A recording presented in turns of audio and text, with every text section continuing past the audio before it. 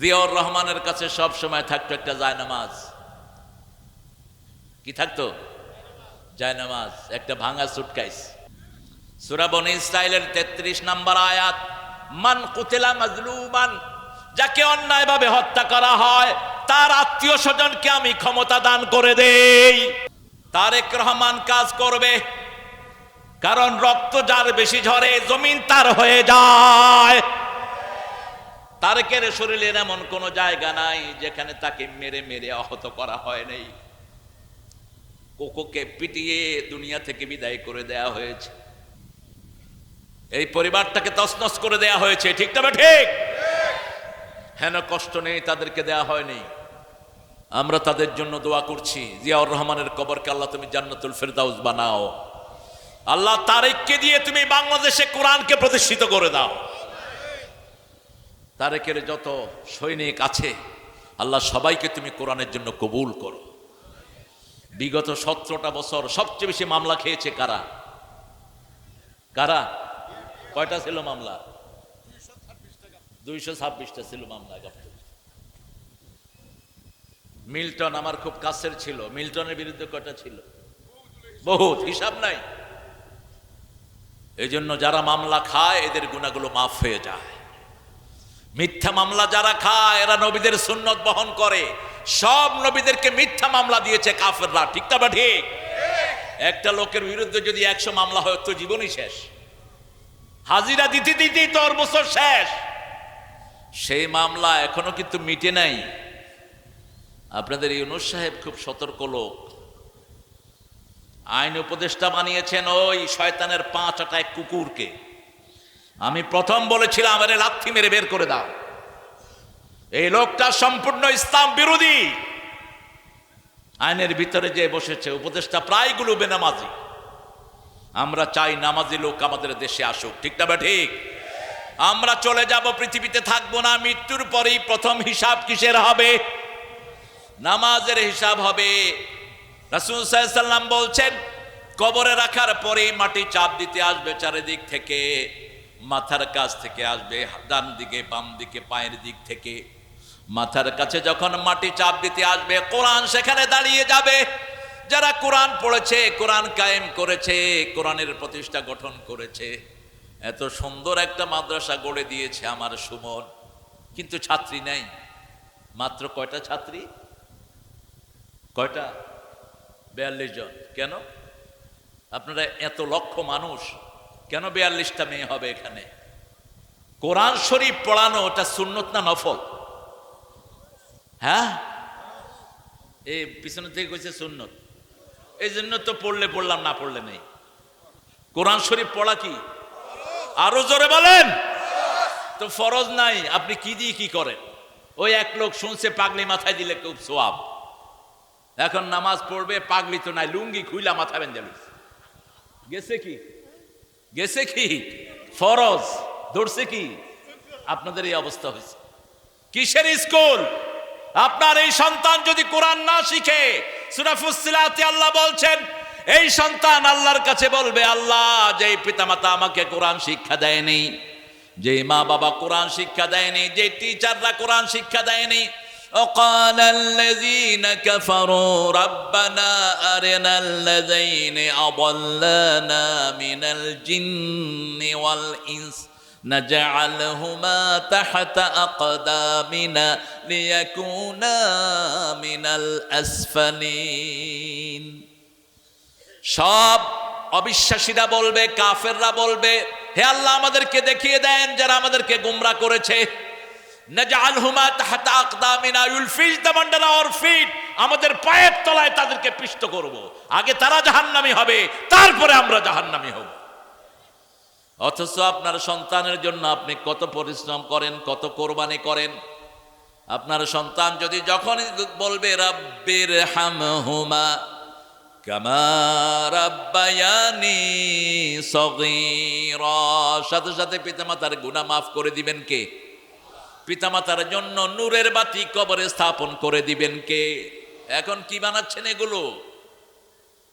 সমস্ত স্কুলগুলোতে কোরআন হাদিসের কোনো স্পর্শ নাই, একটা সালাম পর্যন্ত শেখানো হয় না।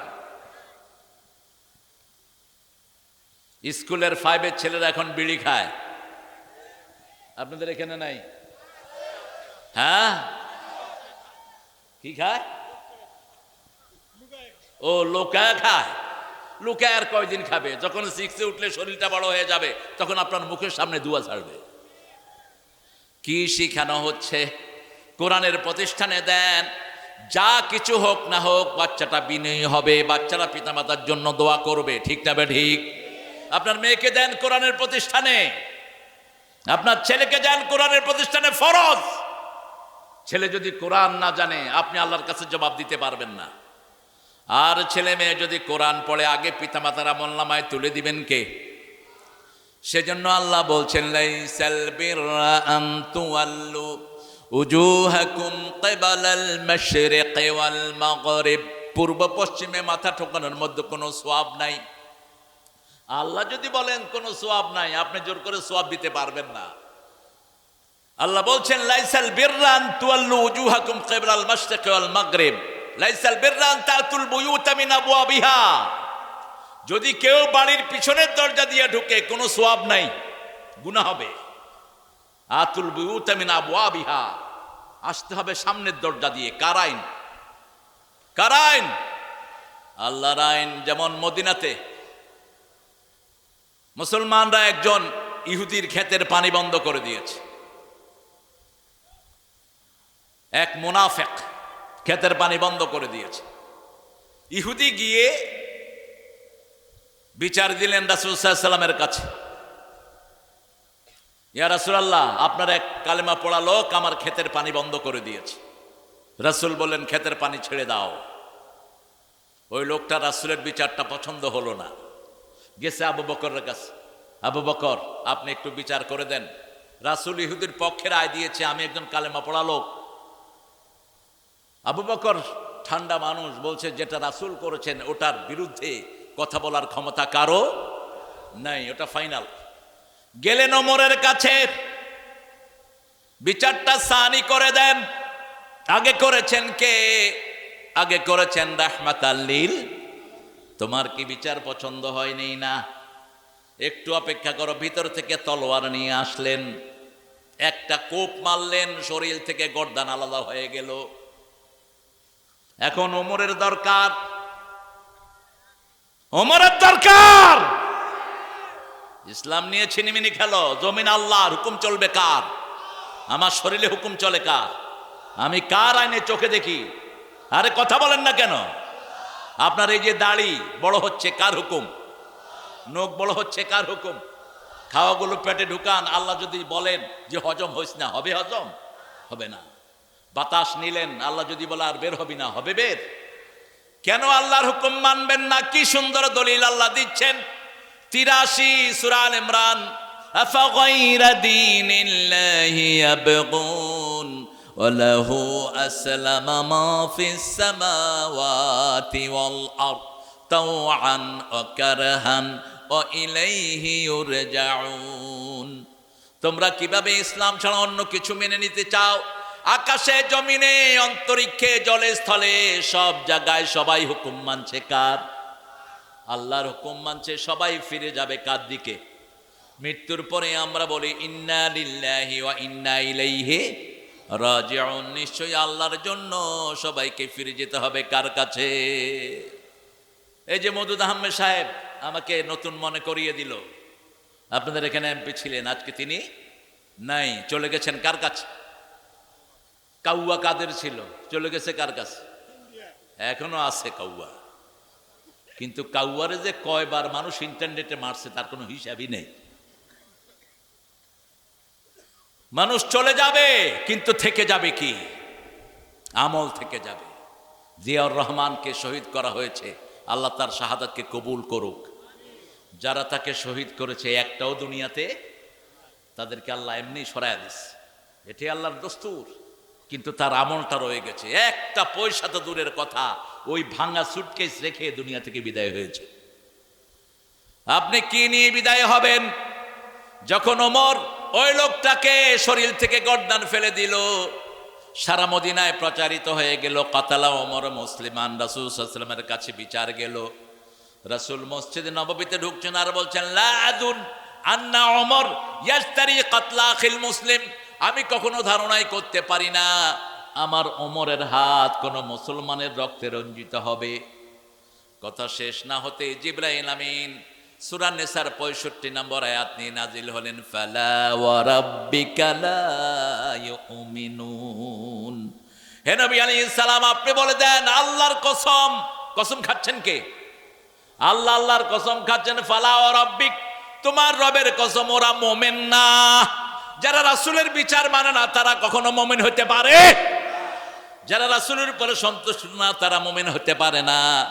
যারা ইসলামের ব্যাপারে মনের ভিতরে খুদুর নুদুর তারা কখনো মুমিন হতে পারে না। প্রতিদিন সকাল এবং সন্ধ্যাবেলায় রাসূল একটা দোয়া পড়তেন আর বলতেন, এই দোয়াটা যারা পড়বে দুনিয়াতে থাকতেই তাদের জন্য জান্নাত বরাদ্দ হয়ে যাবে।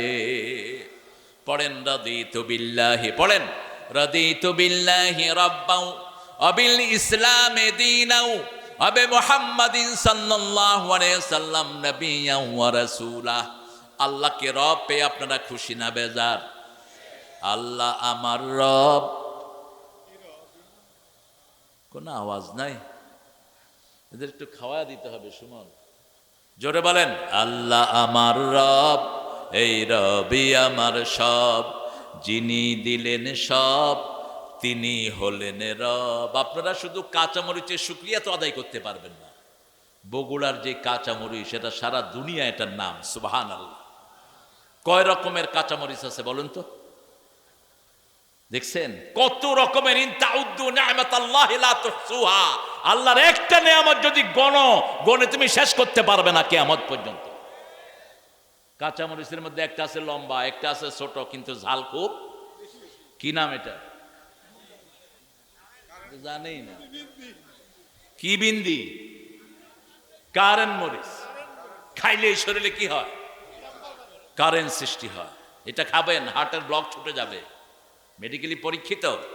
কাঁচামরিচ যারা খায় পেটে গ্যাস জমতে পারে না, হার্ট ভালো থাকে, ফ্রেশ থাকে হার্ট। এই নিয়ামত বগুড়াতে বেশি না কম? বেশি। আর কি নিয়ামত বগুড়ায় আছে? তরি তরকারি আছে না নাই? কোন জিনিসের কমতি আছে বগুড়ায়? আমরা বগুড়া সোল পুঁটি মাছ ধরতে গিয়ে ধরে আনলাম। আলু সারা পৃথিবীর সব মানুষের প্রিয় খাদ্য কি? আলু। বগুড়াতে বেশি না কম? কোন জিনিস নাই সেটা বলেন? ঢাকার সব সুযোগ সুবিধা এখানে আছে, যাতায়াত থেকে শুরু করে সব। সেই জন্য আল্লাহ বলছেন আমার ইসলামকে মানবা, আমাকে রব পেয়ে যারা খুশি, আমার ইসলাম পেয়ে যারা খুশি, নবীকে নবী পেয়ে যারা খুশি, তাদের জন্য আমি জান্নাত বরাদ্দ করে দেই। কারণ আমাদেরকে ইসলাম দিয়ে খুশি হয়েছেন কে? আল্লাহ বলছেন আলিয়াউমা আকমালতু লাকুম দীনাকুম ওয়া আতমামতু আলাইকুম নি'মাতি ওয়া রাদিতু লাকুমুল ইসলাম দীনা। আজকের দিনে আমার নিয়ামত আমি তোমাদের জন্য পরিপূর্ণ করে দিলাম। আলিয়াউমা আকমালতু লাকুম দীনাকুম, আমার দিন তোমাদের জন্য পরিপূর্ণ করে দিলাম, নিয়ামত পরিপূর্ণ করে দিলাম। ওয়া রাদিতু লাকুমুল ইসলামা দীনা, তোমাদেরকে ইসলাম দিয়ে আমি আল্লাহ খুশি হয়ে গেছি। আপনারা খুশি না বেজার? ইসলাম অনুযায়ী চলবেন তো? চলবেন তো? কারা কারা হাত তুলে দেখান একটু কষ্ট করে। আল্লাহ হাতগুলো কবুল করেন। আরো চিৎকার করে বলে আমিন। এবার আল্লাহ, আমার আল্লাহ বলছেন আসল সওয়াব হলো ওয়ালাকিন্নাল বিররা মান আমানা বিল্লাহ, আল্লাহর উপর ঈমান আনতে হবে। মুমিন আর কাফের মুশরিকের মধ্যে পার্থক্য হলো নামাজ আযান হলেই মুমিন কোথায় যাবে? মসজিদে। আর কাফের মসজিদে যাবে না, মুশরিক মসজিদে যাবে না। মুশরিক মসজিদ গড়তে পারে কিন্তু মুসল্লি বাড়ায় না, মুসল্লি কমায়। বহু মুশরিকের পয়সায় মসজিদ হয়। ইমামদেরকে যারা খুন করে তারা ইসলামকে খুন করে, ঠিক না ঠিক? ইমামদেরকে যারা মারে তারা ইসলামকে মারে। আলেমদের সাথে যারা দুশ্মনী করে, আল্লামা সাইদিকে সবচেয়ে বেশি পছন্দ করতেন যে নেত্রী, ওনার নাম কি? কয়েক ঘন্টা কেঁদেছেন। সাইদি সাহেবের মৃত্যুতে।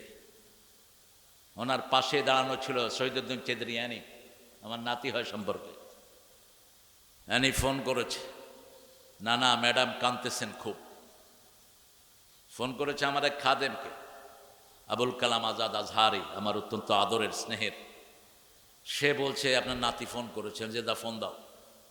কোথায় তুমি? বলছে আমি ম্যাডামের কাছে। যখনই সাইদি সাহেবের খবরটা প্রচারিত হলো, তিনি অঝরে কেঁদেছেন। ধর্মীয় মন্ত্রণালয়ের চেয়ারম্যান বানিয়েছিলেন এই সাইদি সাহেবকে বেগম খালেদা জিয়া।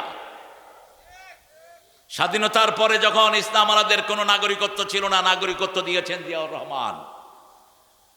সেই জন্য এই দুই দলের মধ্যে আমরা ঐক্য চাই। কি চাই? ঐক্য চাই। আমরা চাই এক দল আর দলকে ভালোবাসবে। এই পার্থক্য করার জন্যই তো ওই কাঁঠাল রানী সব আয়োজন করতেছে। ও পিনাকির বাড়িও তো আপনাদের বগুড়ায়। হায় রে হায়, সবগুলো খাপের খাপ মিলে গেছে। আল্লাহর কাছে আমরা ঈমান চাই। কি চাই? ঈমানের জন্য 5 ওয়াক্ত নামাজ কোথায় পড়বো? মসজিদে। আর বাচ্চাগুলোকে কোথায় দেব? মাদ্রাসায়। হাই স্কুলে যদি সিলেবাস হয় কোরআনের, আমাদের কোনো আপত্তি নাই। আমরা চাই আমাদের বাচ্চারা কোরআন পড়ুক, আমাদের বাচ্চারা কোরআনের হাফেজ হোক। একটা ছেলে যদি হাফেজ হয়, সে যদি কোরআনের হালালগুলোকে হালাল মানে, হারামগুলোকে হারাম মেনে বর্জন করে, কোরআনের উপর আমল করে, ওই ছেলে 10 জনকে সুপারিশ করবে। ওয়াজাবাত আলাইহিমুন নার, যাদের প্রত্যেকের উপরে জাহান্নাম ওয়াজিব হয়ে গেছে। হুজুর বলছেন এই হাদিসটি, শুধু হাফেজের কথা বলেছেন, ওদের 2টা বাড়ান নাই। ফাস্তাযহারা হালালাহু ওয়া হাল্লা হালালাহু ওয়া হাররামা হারামা, যে হালালকে হালাল জেনে আমল করবে, হারামকে হারাম জেনে বর্জন করবে, ওই লোকটি, ওই হাফেজ তার 10 জন আত্মীয়কে নিয়ে জান্নাতে চলে যাবে। কোন আত্মীয়? যাদের প্রত্যেকের জন্য জাহান্নাম ওয়াজিব হয়ে গেছে। আমরা চাই আমাদের ছেলেগুলো এরকম হোক। সে আল্লাহ বলছেন, ওয়ালাকিন্নাল বিররা মান আমানা বিল্লাহ ওয়াল ইয়াউমিল আখির, যারা আল্লাহর উপর ঈমান এনেছে। আল্লাহর উপর ঈমান আনার মানে কি? আল্লাহর উপর ঈমান আনার মানে হলো আল্লাহর আইনটা মানতে হবে। ঠিক তবে ঠিক, আল্লাহ ছাড়া কারো হুকুম আমরা মানি। যেমন কালেমার ভিতরে একটা কথাই আমরা বলি, লা ইলাহা মুহাম্মাদুর। আল্লাহ বলছেন সূরা মুহাম্মাদে, ফাআলাম আন্নাহু লা ইলাহা ইল্লাল্লাহ। তোমরা জানো এই কালেমার ভিতরে কি পড়ছো? এই কালেমা পড়ার কারণে রাসূলকে মারা হলো, এই কালেমা পড়ার কারণে রাসূলকে মক্কা ছেড়ে বিদায় করে দেয়া হলো, এই কালেমা পড়ার কারণে বেলালের অঙ্গহানি করে দেয়া হলো, বেলালের পিটিয়ে পিটিয়ে অজ্ঞান করে বেলালের বুকের উপর পাথর চাপা দেয়া হলো, সুমাইয়া রাদিয়াল্লাহু আনহাকে ধরে আনা হলো, হাত বাঁধা হলো, পা বাঁধা হলো। মুখের কাছে আবু জেহেল গিয়ে বলছে, এখনো তুমি কোরআনের পথ থেকে সরে যাও, মুহাম্মদকে ভুলে যাও। সুমাইয়া তার সমস্ত থুতু মুখের কাছে এনে আবু জেহেলের মুখে মেরে দিলেন, আর বললেন, আমি দুনিয়া ছাড়বো কিন্তু মুহাম্মদকে ছাড়তে রাজি। হাতের বল্লম দিয়ে এমন জোরে লজ্জাস্থানে আঘাত করেছে আবু জেহেল। সুমাইয়া রাদিয়াল্লাহু আনহা বললেন, ফুজতু ওয়া রাব্বিল কাবা, কাবার রবের কসম আমি সফল হয়ে গেছি। তিনি শহীদ হয়ে গেলেন। আমরাও যদি ঈমান রক্ষার জন্য জীবন দিতে হয়, রাজি আছেন না নাই? আরো জোরে বলেন। হেফাজতের হুজুরদেরকে রক্ষার জন্য এই খালেদা জিয়া প্রথম নির্দেশ দিয়েছেন বিএনপির সব জনশক্তিকে, তোমরা থাকবা যতক্ষণ পর্যন্ত আলেমরা থাকেন। ঠিক না বে ঠিক? আরে কথা কন না কেন আপনারা? একই সাথে কাঁধে কাঁধ মিলিয়ে তারা চলেছে। সাইদি সাহেব যতদিন বাহিরে ছিলেন, এমন কোন সপ্তাহ যেত না ম্যাডাম সাইদি সাহেবের পরামর্শ নিতেন না। তারপরে আরেকজন আলেমকে সবচেয়ে বেশি ভালোবাসেন ম্যাডাম কামাল উদ্দিন জাফরি, আব্দুল্লাহ জাফরি। আমাকে বহুবার তিনি বলেছেন, এবং 2005-এ যখন 2001-এ যখন দ্বিতীয়বার প্রধানমন্ত্রী হলেন, তিনি তারেকের শ্বশুর বাড়িতে আমাদেরকে তিনি আহ্বান করলেন। একটা প্রোগ্রাম ছিল তারেকের শ্বশুরের মৃত্যুবার্ষিকী উপলক্ষে। আমি তখন দেখেছি তিনি আলেমদেরকে কিভাবে মহাব্বত করেন। আল্লাহ যেন আমাদেরকে আলেমদের সাথে থাকার তৌফিক দান করেন। আরো চিৎকার করে বলেন আমিন। আমরা 5 ওয়াক্ত নামাজ পড়বো তো? পড়বো তো? বলেন তো সবচেয়ে দামি নামাজ কোনটা?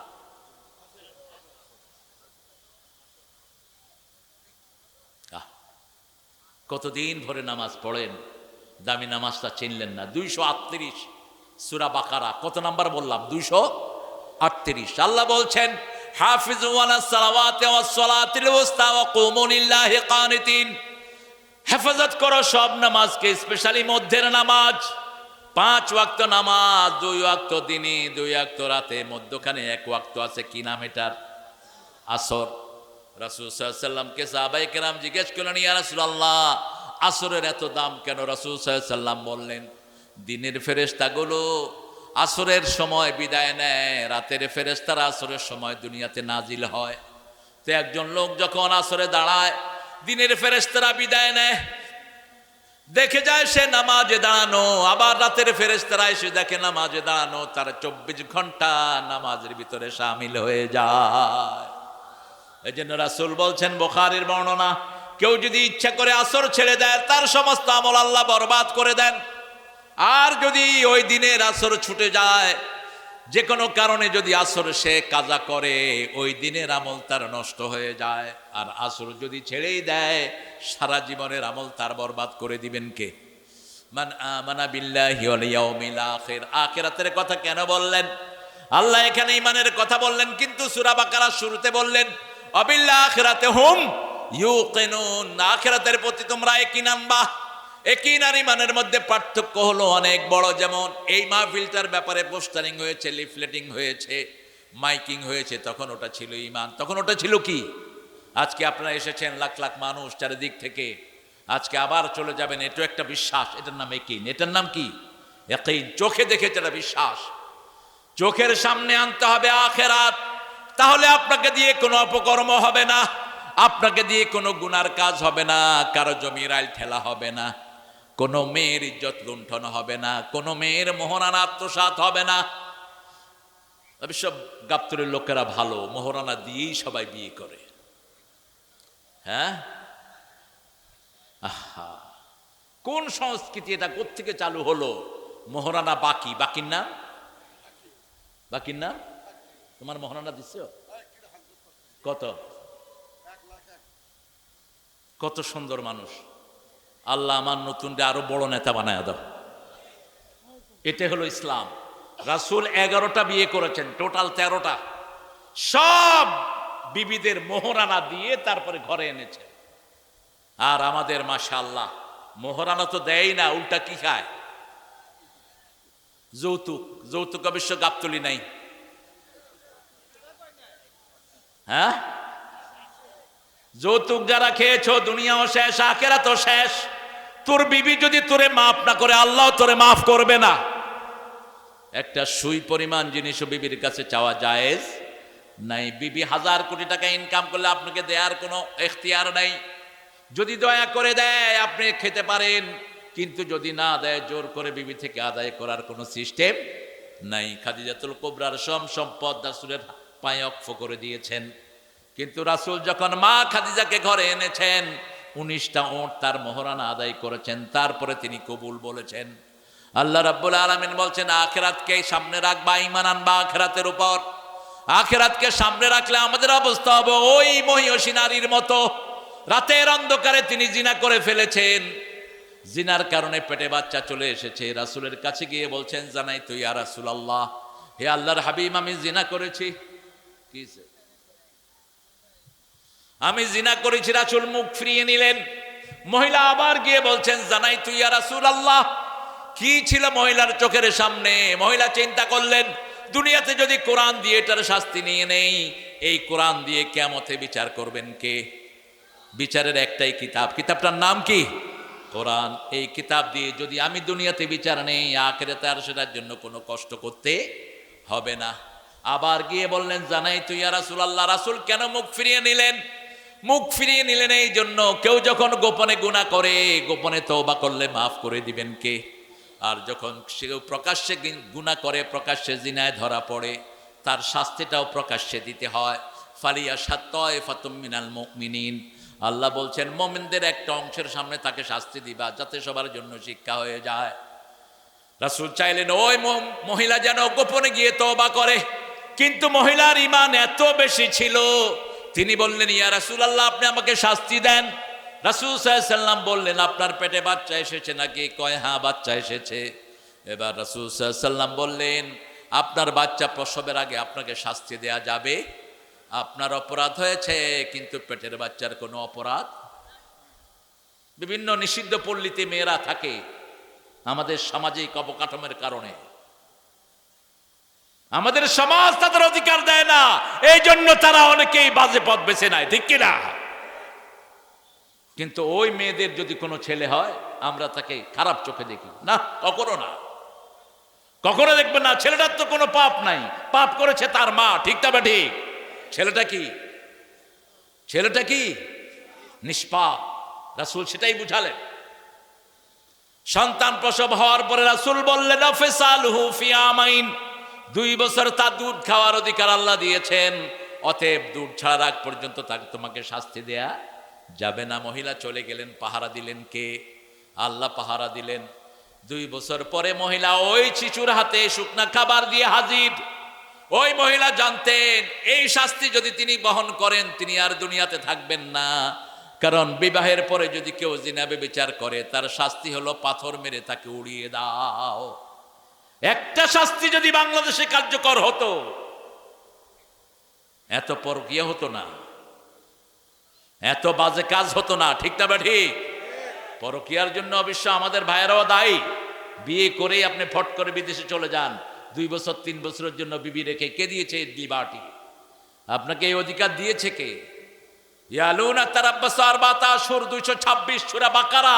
আপনি 4 মাসের বেশি বিবি থেকে আলাদা থাকতে পারবেন না। ওমর ফারুক যখন প্রেসিডেন্ট, খলিফাতুল মুসলিমিন, সবাই আসার পরে ঘুমাতো, উনি আসার পরে রাস্তায় রাস্তায় হাঁটতেন, কার কি অসুবিধা আছে, কষ্ট আছে, সারা রাত হাঁটতেন। ফজর পড়ে তারপরে বাসায় ফিরতেন। একদিন হাঁটছেন, দেখে যে এক বাসা থেকে গানের আওয়াজ আসতেছে, মেয়ের কণ্ঠের গান। তিনি পিছন দিক দিয়ে বাড়িতে ঢুকে পড়লেন।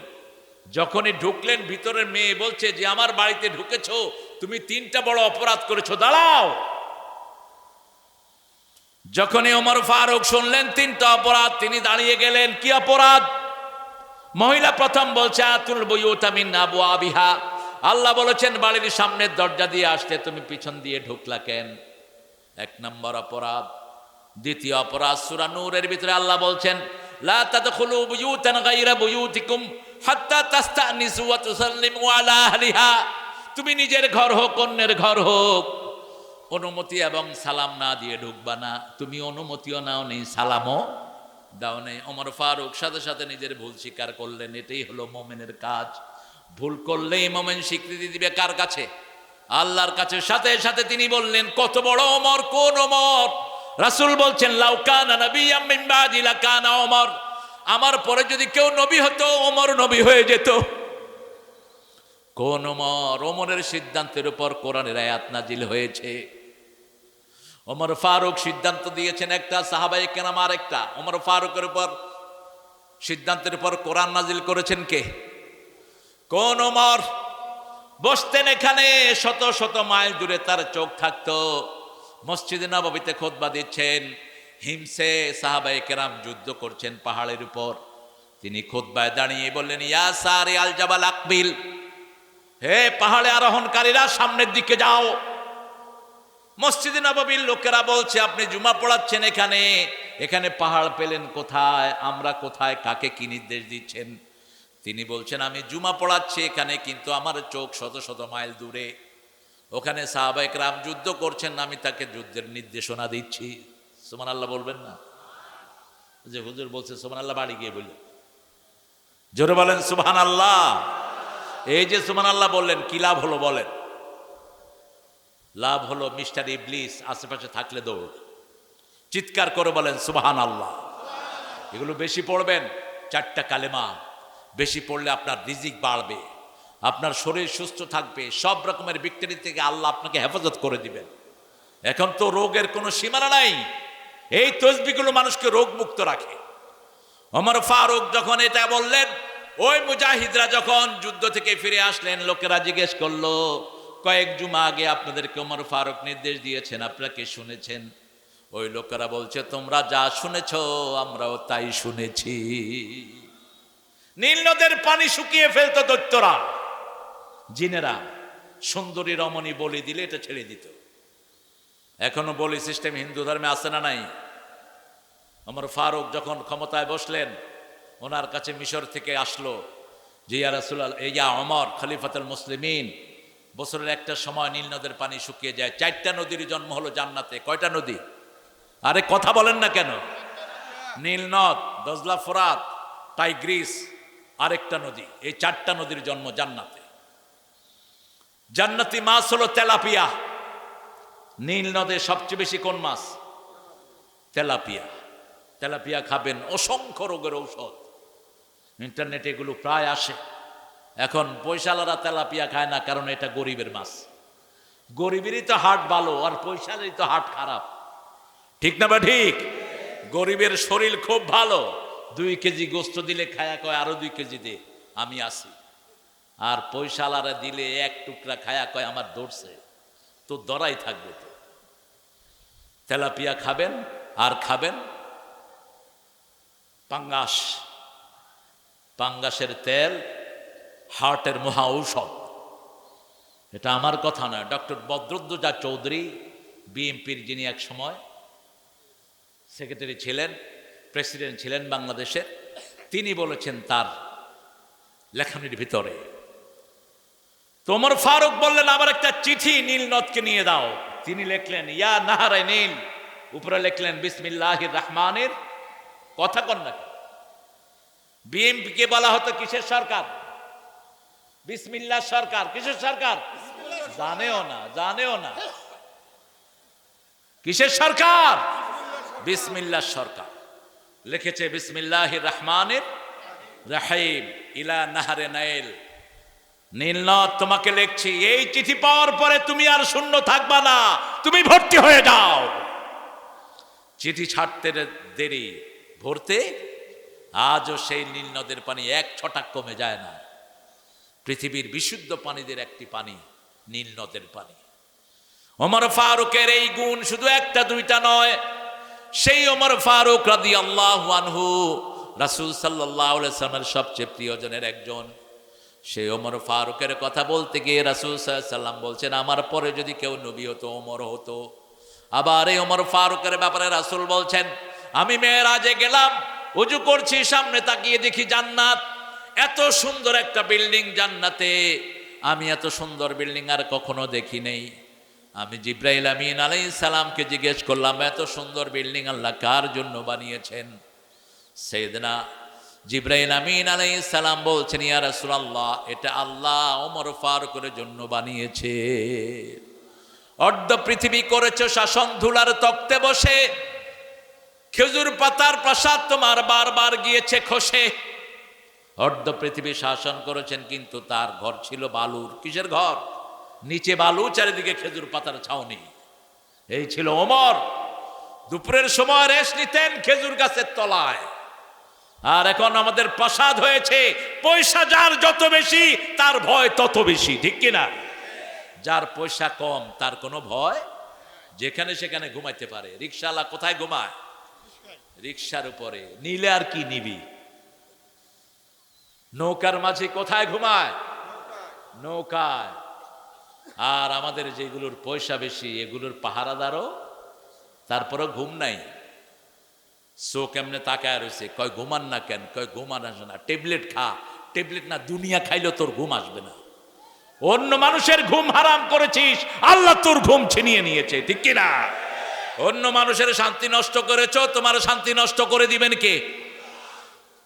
ওই সময়কার রোম থেকে ওমর ফারুককে দেখতে আসলেন একজন অ্যাম্বাসেডর। এসে তিনি তালাশ করছেন মদিনায়, আয়না কুসুরুকুম, তোমাদের বাদশার প্রাসাদ কোথায়? লোকেরা বলল লাইসালানা আমির, লাইসালানা মালিক, আমাদের কোনো বাদশা নাই, আমাদের একজন আমির আছেন। দুপুর বেলায় তিনি কোনো গাছের নিচে শুয়ে আছেন। বলছে বলো কি তার ঘর নাই? বলছে ঘর হলো খেজুর পাতার ঘর। কোন গাছের তলায় তিনি ঘুমিয়ে আছেন। দেখতে কেমন? সামনে চুল কম, পিছনে ঘাড় পর্যন্ত লম্বা চুল, বুক ভরা দাড়ি, লম্বা আকৃতির। ওই লোকটা হাঁটতে হাঁটতে গিয়ে দেখে একটা লম্বা খেজুর গাছের ছায়া একজন হাতটাকে বালিশ বানিয়ে শুয়ে আছে। তিনি মিলাতে লাগলেন, লোকদেরকে জিজ্ঞেস করলেন মান হাযার রাজুল, উনি কে? বলছে আমিরুনা ওমর ফারুক রাদিয়াল্লাহু আনহু, তিনি হলেন আমাদের আমির ওমর ফারুক। লোকটা দেখে কাঁদতে শুরু করলো আর বলল আদিলতা আমিনতা, তুমি মানুষকে আদল দিয়েছো, মানুষের হক দিয়েছো, আল্লাহ তোমাকে নিরাপত্তা দান করে দিয়েছে। আমরা মানুষকে হক দিব, তাহলে আমাদের হক দিবেন কে? ওই মহিলাকে রাসূল বললেন কোমর পর্যন্ত গাড়িয়ে দাও। কোমর পর্যন্ত গাড়িয়ে দেওয়া হলো এবং তাকে স্টোনিং করা হলো, পাথর মারা হলো। চারিদিক থেকে পাথর মারা হচ্ছে, রক্ত ফিনকি দিয়ে বের হচ্ছে। একজন সাহাবীর গায়ে সে রক্ত পড়লো। সাহাবী একটা গালি দিয়ে বসলেন। রাসূল সাল্লাল্লাহু আলাইহি সাল্লাম শুনে বললেন কাকে গালি দিয়েছো? এই মহিলাকে তোমরা চিনো নাকি? এই মহিলার তওবা যদি ভাগ করে দেয়া হয় পুরা মদিনাবাসীর জন্য সেটা যথেষ্ট হয়ে যাবে। কি বরকতি মহিলা! এজন্য আখিরাত চোখের সামনে রাখবেন। চোখের সামনে যারা আখিরাত রাখে তারা কোরআন পড়ে। সূরা বনী ইসরাঈলের ৪৫ নম্বর আয়াতে আল্লাহ বলছেন ফাইদা ক্বারাতাল কুরআনা জাআলনা বাইনাকা ওয়া বাইনাল্লাযীনা লা ইউমিনুনা বিল আখিরাতি হিজাবাম মাসতুরা। ফাইদা ক্বারাতাল কুরআনা, যখন তুমি কোরআন পড়বা, বাইনাকা ওয়া বাইনাল্লাযীনা লা ইউমিনুনা বিল আখিরাহ, যারা ঈমান এনেছে আর যারা আখিরাতে ঈমান আনে নাই তাদের মধ্যে আমি পর্দা সৃষ্টি করে দেই। তারা দেখে না, আপনাকে হাজার তালাশ করবে কিন্তু আপনি কোরআন পড়বেন আপনাকে তারা দেখবে না। যেমন রাসূলকে দেখতো না। সূরা তাব্বাত ইয়াদা যখন নাজিল হয়, আবু লাহাবের স্ত্রী জামিলা হাত পাথর নিয়ে রাসূলকে মারার জন্য বের হলো, খুঁজতে লাগলো আয়না মুহাম্মদ। রাসূল বললেন আবু বকর, তিনি কাবার সামনে বসা ছিলেন। আবু বকর, জামিলা আসতেছে পাথর নিয়ে, আমাকে খোঁজ করবে, আমি এখন কোরআন পড়া শুরু করব। জামিলা তোমাকে দেখবে কিন্তু আমাকে দেখবে, কথা কন না কেন? কষ্ট হচ্ছে আপনাদের? কিন্তু আমাকে দেখবে না। রাসূল কোরআন পড়া শুরু করলেন। জামিলা আসলো, আবু বকর রাদিয়াল্লাহু আনহুকে বললেন নাইনা সাহেবক, তোমার সাথী কোথায়? আবু বকর বললেন একটু আগে এখানেই ছিল। তিনি পাশেই বসে আছেন কিন্তু জামিলা তাকে দেখে নেই। হিজাবাম মাসতুরা, যখন কেউ কোরআন পড়ে তার সব বিপদ মুসিবত দূর করে দেন কে? যখন করোনা আমাদের দেশে সবচেয়ে ভয়াবহ রূপ ধারণ করেছে, ওই সময়কার প্রধানমন্ত্রী কাঁঠাল রানী বলছে হেফজোখানাগুলো খুলে দাও। মনে নাই আপনাদের? কি খুলে দাও? হেফজোখানা খুলে দাও। ওর উদ্দেশ্য ছিল দুইটা, মরলে হুজুরটা মরুক, অথবা দেখতে চাই কোরআন কিভাবে মানুষকে প্রটেক্ট করে। ছোট্ট ছোট্ট কমলমতি শিশুরা যখন উঠে কোরআন পড়া শুরু করলো, করোনা ভাগা শুরু হলো। এরপরে যখন মসজিদগুলো খুলে দেয়া হলো, করোনা চিরতরে ভাগলো। ভ্যাকসিন যারা দিয়েছেন তারা মরেছেন। এখন যারা অসুস্থ হচ্ছে ভ্যাকসিনের বিষক্রিয়া, এই চুলকানি, তারপরে এই যে রক্ত জমাট বেঁধে যাওয়া, সবগুলো ভ্যাকসিনের সব রোগগুলো এখন এই সব যারা ভ্যাকসিন দিয়েছেন তারা শেষ, আর যারা ভ্যাকসিন দেন নেই তারা সুস্থ আছে। আলহামদুলিল্লাহ বলেন। গ্রাম দেশে আমাদেরকে হেফাজত করে দিয়েছেন কে? এই জন্য কোরআন পড়বেন, আয়াতুল কুরসি পড়বেন 5 ওয়াক্ত নামাজের পরে। রাসূল বললেন 5 ওয়াক্ত নামাজের পরে যারা আয়াতুল কুরসি পড়বে তার মধ্যে মৃত্যুর মধ্যে জান্নাতের মধ্যে পার্থক্য হলো মধ্যখানে মৃত্যু। মৃত্যুর পরেই তাকে জান্নাত দান করে দিবেন কে? এখন আয়াতুল কুরসির ভিতরে আল্লাহর 8টা ক্ষমতার উপর আপনি ঈমান আনছেন। আল্লাহু লা ইলাহা ইল্লা হুয়াল হাইয়ুল, আল্লাহ ছাড়া কোনো ইলাহ নাই। আইন মানবো একমাত্র কার? একমাত্র আল্লাহর আইন মানবো। হুয়াল হাইয়ুল কাইয়ুম, তিনি সব সময় চিরস্থায়ী এবং চিরঞ্জীব। চিরস্থায়ী মানে সব কিছুর মালিকানা তার।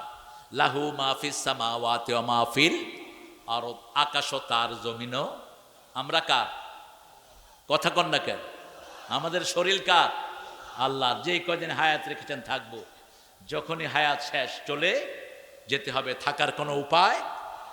লাহু মাহফিস সামাওয়াতি ওয়া মাহফিল আরদ মান দাল্লাযী ইয়াশফাউ ইনদাহু ইল্লা বিইذনিহি, আল্লাহর হুকুম ছাড়া সুপারিশ করার ক্ষমতা কারো? 4-5 জন পীর ধরে কয় আমার হাত পা ধরে এমনি করে ঝুলে মারবে, আমি গিয়ে বেহেশতের ভিতরে ঢুকে বসে থাকবো। তোর পীরের কোন পাত্তা থাকবে? নবীরাই নাফসি করে চিৎকার করতে থাকবেন, প্রত্যেক নবী বলবেন নাফসি নাফসি, শুধু রাসূল মুহাম্মদ সাল্লাল্লাহু আলাইহি সাল্লাম বলবেন উম্মতি উম্মতি। সব নবীরা নিজেকে নিয়ে ব্যস্ত থাকবেন। সেই জন্য আল্লাহ রাব্বুল আলামিন বলছেন ওয়ালাকিন্নাল বিররা মান আমানা বিল্লাহি ওয়াল ইয়াউমিল আখির ওয়া আকামাস সালাত ওয়া আতাজ যাকাত। নামাজ কায়েম করবেন, 5 ওয়াক্ত নামাজ। আজকে থেকে আর কখনো নামাজ ছেড়ে দেব না, রাজি আছেন না নাই? একটু হাত তুলি, কষ্ট দিয়ে একটু, মনে কষ্ট নেন না তো? মাফ করে দিয়ে যদি কষ্ট হয় বলেন হে আল্লাহ, বলেন হে আল্লাহ, আপনার নামে ওয়াদা করছি জীবনে আর কোনো দিন ফরজ নামাজ, ফরজ রোজা, ফরজ পর্দা, ফরজ কোরআন পড়া ছেড়ে দেব না। আমিন ইয়া রাব্বাল আলামিন। এখন রাতে 10 আয়াত কোরআন যারা পড়ে, রাসূল বলছেন আল্লাহ তাদের নামটা গাফেলদের কাতারে লিখবেন না। কয় আয়াত? কয় আয়াত? 10 আয়াত। আর রাতে যারা 100 আয়াত কোরআন পড়বে, নেককারের কাতারে আল্লাহ তাদের নাম লিখে দিবেন। সূরা ফাতিহা যদি 10 বার পড়েন 70 আয়াত হয়ে যায়। সূরা ইখলাস যদি 10 বার পড়েন 40 আয়াত হয়ে যায়। 110 আয়াত হয়ে গেল। সূরা ইখলাস 2 বার পড়লেন, অথবা সূরা ইখলাস একবার, সূরা ফাতিহা একবার, 11 আয়াত হয়ে যায়। গাফেলের মধ্যে আল্লাহ আপনার নাম লিখবেন না।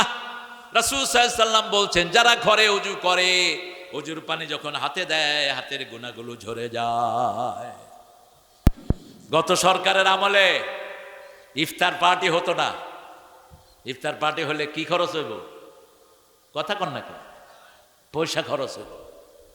আহা, অথচ মানুষকে খাওয়ালে সবচেয়ে বেশি খুশি হন কে?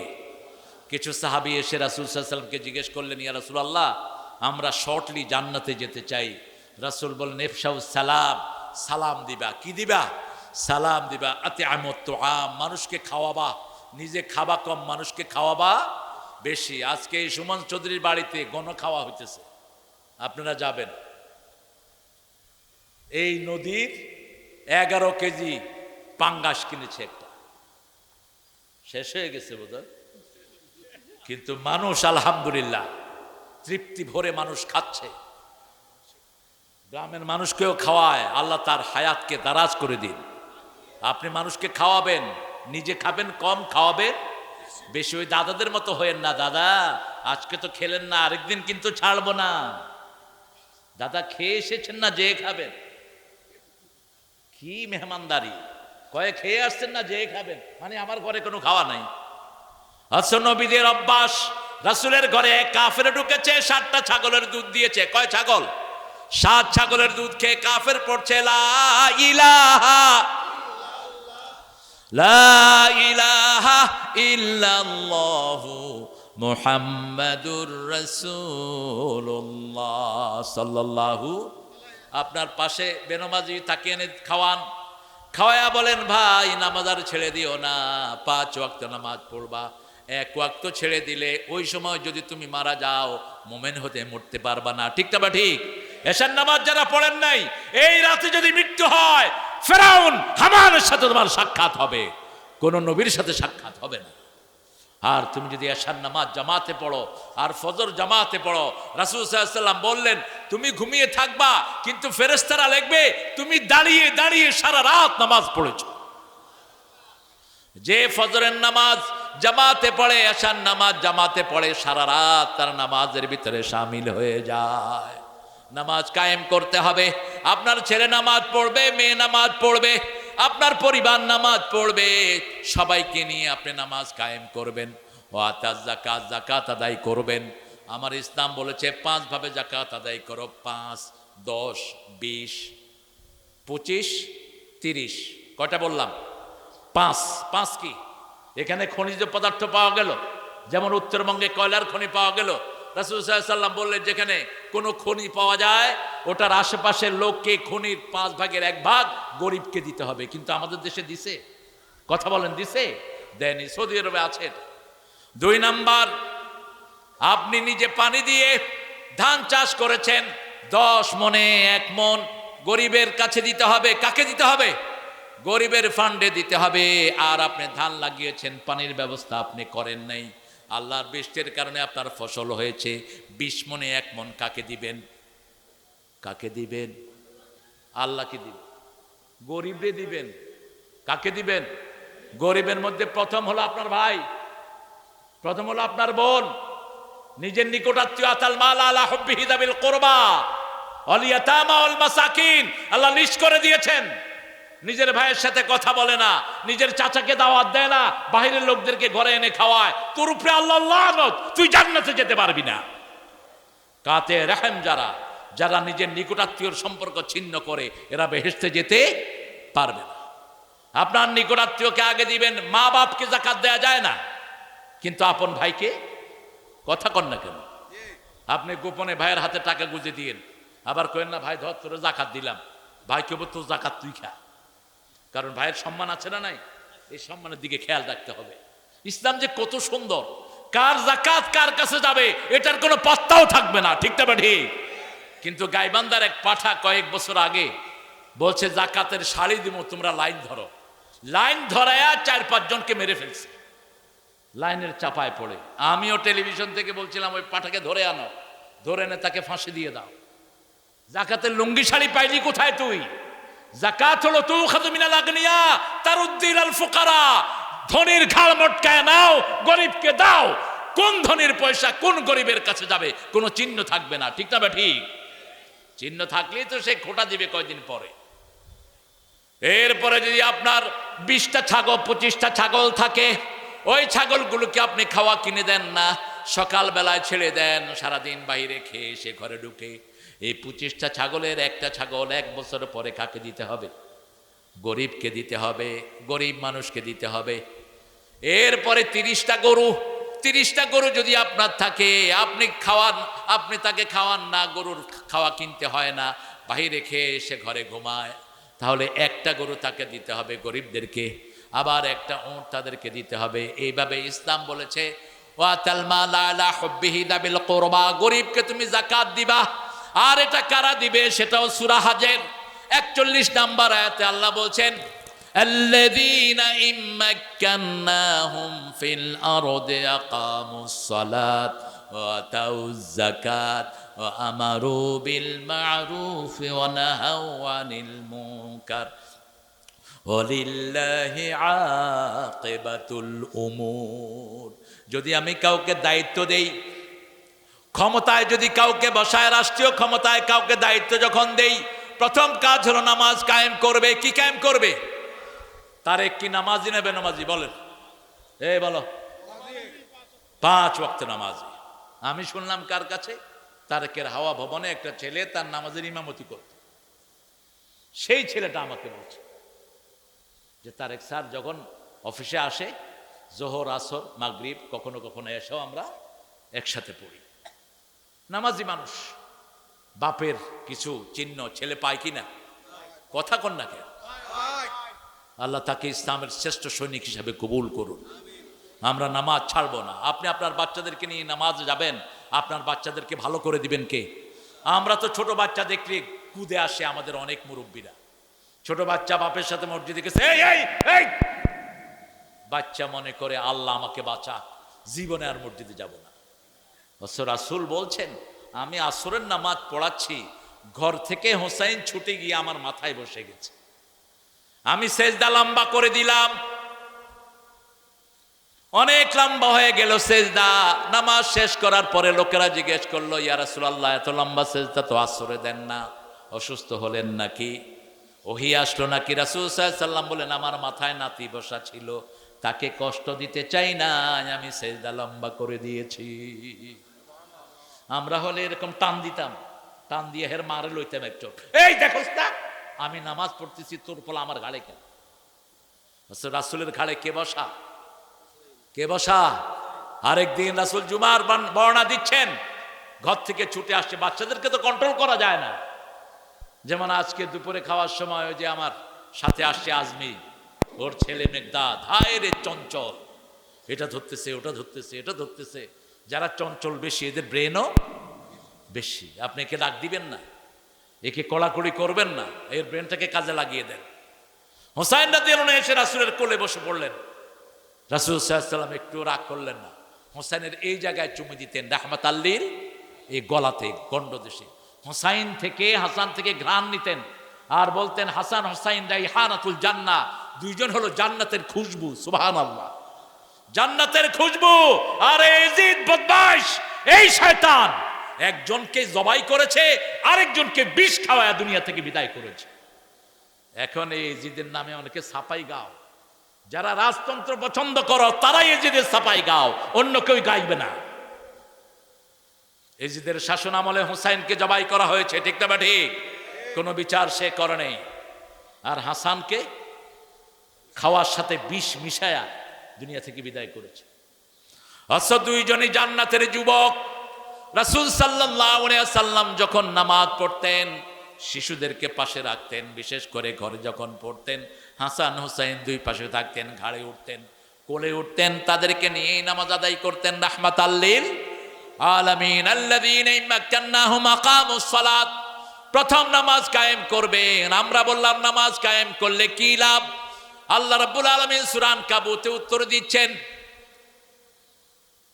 আতলু মা উহিয়া মিনাল কিতাব ওয়া আকিমিস সালাত ইন্নাস সালাতা তানহা আনিল ফাহশাই ওয়াল মুনকার ওয়া লাযিকরুল্লাহি আকবার আল্লাহু ইয়ালামু মা তাসনাউন। আল্লাহ বলছেন যা ওহী করেছি সা তেলাওয়াত করো। আতলু মা উহিয়া ইলাইক, তেলাওয়াত করো। সূরা বাকারা পড়ো, সূরা ইখলাস পড়ো। সূরা ইখলাস যারা 10 বার পড়বে জান্নাতে তার জন্য বাড়ি হয়ে যাবে। রাসূল বললেন 10 বার পড়ো জান্নাতে বাড়ি হবে। জান্নাতের বাড়ি বেদখল হওয়ার কোনো সম্ভাবনা। গত 17 বছর বিএনপির লোকেরা, জামাতের লোকেরা ঘরে থাকতে পারে নাই, ঠিক না ঠিক? কথা বলেন না কেন? আর এখন তাদেরকে আমরা কিন্তু কেউ তাড়াই নেই। আমরা কেউ তাড়াইছি? আমরা একটা ভেসকি দিছি? কিচ্ছু করিনি। তাদের কপাল নিয়ে তারাই চলে যায়। চল, গণভবনে যদি আর কিছুক্ষণ থাকতেন আপনি কাঁঠাল রানী, তাহলে আপনার শরীরে কত টুকরা তখন দুনিয়া দেখত। উড়ে গেছেন, এখনো কয় যে খুব করে ঢুকবো, খুব করে ঢুকেন না। সারা বাংলাদেশে সব স্বাধীনতার পক্ষের শক্তিরা জাগ্রত আছে, ঠিক না ঠিক? যারা রক্ত দিয়েছে এমন কোন ইউনিয়ন নাই যে ইউনিয়নে বিএনপির শক্ত ঘাঁটি নাই। বিএনপির ছেলেরাই সবচেয়ে বেশি এদেরকে আক্রমণ করেছে। এখন দুই একটা আছে বিএনপির একটু, এত বড় দল কে কোনখান দিয়া কি খায় টেরও তো পাওয়া যায়। খাওয়ার পরে না বুঝে যে আসলে ওরাই খাওয়ায়। কয় তুই আমার একটু থাকতে দে, কারণ তুই ছাড়া আমারে মারার এখানে আর কেউ। যা মারছে কারা মারছে? বিএনপি মারছে, ঠিক না ঠিক? এই যে মাঝে মধ্যে দেখেন অমুক নেতা কট, কাদের হাতে কট হয়েছে? বিএনপি। আল্লাহ বিএনপিকে কোরআনের জন্য কবুল করেন। আল্লাহ কোরআনের আন্দোলনের সাথে যেরকম 5ই আগস্টের আগে আমরা একসাথ হয়ে সন্ত্রাস মোকাবেলা করেছি, আল্লাহ সেরকম শক্তি আমাদেরকে আপনি দান করে দেন। আমরা নামাজ কায়েম করব। প্রথম নামাজ, প্রথম কি? নামাজ। যাকাতের ব্যবস্থা করব। হোক আপনার প্রতিবেশী অত্যন্ত বেনমাজি, আপনি তাকে খাওয়া দিবেন। আপনি তাকে খাওয়া দিলে আপনার উপর খুশি হবেন কে? রাসূল বলছেন যে নিজে পেট পুরে খায় তার প্রতিবেশী না খেয়ে থাকে সে মুমিন না। আপনি কিসের ঈমানের দাবি করেন? আপনার প্রতিবেশী যদি না খেয়ে থাকে, হোক সে হিন্দু, হোক সে বেনমাজি, তাকে খাওয়া দিবেন, তাকে নামাজে নিয়ে যাবেন। তার দুঃখে আপনি দুঃখী হবেন, তার সুখে আপনি সুখী হবেন। রাসূল সাল্লাল্লাহু আলাইহি সাল্লাম মসজিদে এক রাস্তায় যেতেন, আরেক রাস্তা দিয়ে ফিরে আসতেন। এক রাস্তা দিয়ে যেতেন, নতুন রাস্তা দিয়ে যেতেন, এই রাস্তা দিয়ে যেতেন, ওই রাস্তা দিয়ে ফিরে আসতেন। কেন? তিনি দুই পাশের লোকদের খবর নিতেন, কারা খেয়ে আছে, কারা না খেয়ে আছে। ঈদের মাঠ থেকে ফিরতেছেন রাসূল, দেখে যে এক ছোট্ট শিশু কাঁদছে। রাসূল সাল্লাল্লাহু আলাইহি সাল্লাম তাকে কোলে তুলে নিলেন, ঘরে এনে বললেন তুমি কাঁদছো কেন বাবা? বলছে ইয়া রাসূলুল্লাহ, আমার আব্বাও নাই আম্মাও নাই। মা আয়েশাকে ডাকলেন, আয়েশা আসো। আয়েশাকে পাশে বসালেন, বসে বললেন আয়েশা তোমার মা, আমি তোমার বাপ, কেমন লাগছে তোমার কাছে? ছোট্ট শিশু হেসে দিয়েছে, বলছে ইয়া রাসূলুল্লাহ, আমার জীবন সফল, আপনি আমার বাপ হয়েছেন, মা আয়েশা আমার মা হয়েছে। সুবহানাল্লাহ। হাত কাটা গেছে এক শিশুর, কাঁদছে। রাসূল সাল্লাল্লাহু আলাইহি সাল্লাম তাকে আনলেন, এনে মা আয়েশাকে বললেন একটা কাপড় নিয়ে আসো, আমি তার হাতের এই জিনিসটা ব্যান্ডেজ করে দেব। কাপড় আনতে দেরি হলো, রাসূল তার আঙ্গুলটা রাসূলের মুখে নিয়ে নিলেন। রাসূলের লালা লাগার সাথে সাথে তার হাতের রক্ত পড়া বন্ধ হয়ে গেল। এভাবে মানুষের খেদমত করতেন রাহমাতাল লিল আলামিন। আপনি যাকাত দিতে পারেন না, আপনি যাকাতের আন্দোলন করেন, যাকাতের পক্ষে কথা বলেন। সুদ ইসলামী শরীয়তে সবচেয়ে বড় কবিরা গুনাহ, ঠিক না বা ঠিক? সুদের 70টি শাখা। কয়টি? 70টি। সবচেয়ে ছোটটা হলো মায়ের সাথে জিনা করা, আর সবচেয়ে বড়টা হলো ইউহারিবুনাল্লাহ ওয়া রাসূলা, আল্লাহ আল্লাহ রাসূলের বিরুদ্ধে যুদ্ধ ঘোষণা করা। এই জন্য যেখানে সুদ আছে সেখানে আমরা নাই। আল্লাহ বলছেন ইয়ামহাকুল্লাহুর রিবা ওয়া ইউরবিস সাদাকাত। ও, আপনাদের কষ্ট হচ্ছে না? এখনই মুনাজাত করে দেবো ইনশাআল্লাহ। জিহাদ করবেন তো? জিহাদ করতে রাজি আছেন তো? আমরা জিহাদ করবো ইনশাআল্লাহ। আমাদের টাকা যা বাহিরে গেছে, আহা, শুধু এক এসালাম ৮০,০০০ কোটি টাকা নিয়ে গেছে ইসলামী ব্যাংক থেকে একজন। আর কাঁঠাল রানীর হিসাব একটা এসেছে, মাত্র ২ লক্ষ কোটি তিনি সরিয়েছেন, বেশি না। ভূমিমন্ত্রী তিনার ৬৫০ বাড়ি ইংল্যান্ডে। তবে মনে রাখেন, হারামে কোনো আরাম। যারা হারাম খায় তাদের সম্পদ তারা সাথে রাখতে পারে না। এই জন্য হালালের প্রতিষ্ঠানগুলোকে আমাদেরকে বড় করতে হবে। হ্যাঁ, কই লালু ভাই কই? আলহামদুলিল্লাহ, দেখেন কি পুরান একটা গাড়ি আমার লালু ভাই। আর ওই সময় কমিশনার ছিল, টাকা রাখার জায়গা নাই। লালু ভাই আসেন। হ্যাঁ, অনেক সিনিয়র নেতা, সিনিয়র মোস্ট, 3 বারের এমপি। আল্লাহ আমার লালু ভাইকে কবুল করুন, লালু ভাইকে ইসলামের সৈনিক বানিয়ে দিন। আর চিৎকার করে বলেন আমিন। যে অন্য ভাইয়ের জন্য দোয়া করে, ওই দোয়াটা আল্লাহ তার জন্য আগে কবুল করে নেয়। বলেন আমিন। আলহামদুলিল্লাহ। আহারে, কত স্ট্রং দেখেছি লালু ভাইকে। এখন তো বয়স হয়ে গেছে লালু ভাই। আল্লাহ কবুল করুক, বলেন আমিন। আমরা লালু ভাইকে একটু গ্রহণ করে নেই। 3 বারের আপনাদের এমপি, সফল এমপি। এখানে দাও, এখানে দাও।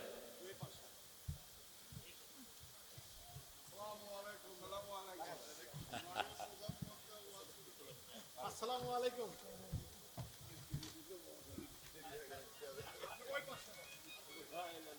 আমার পাশে আসসালামু আলাইকুম। এখনো সুন্দর, আলহামদুলিল্লাহ। জি, আপনি চালান। আমি এর পাশে যাচ্ছি।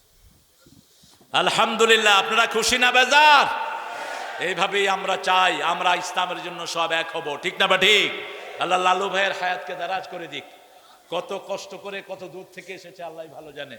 অনেক বেশি পরিশ্রান্ত, কিন্তু চেহারা একটা সুন্দর নুরানি ভাব। আল্লাহ কবুল করুক।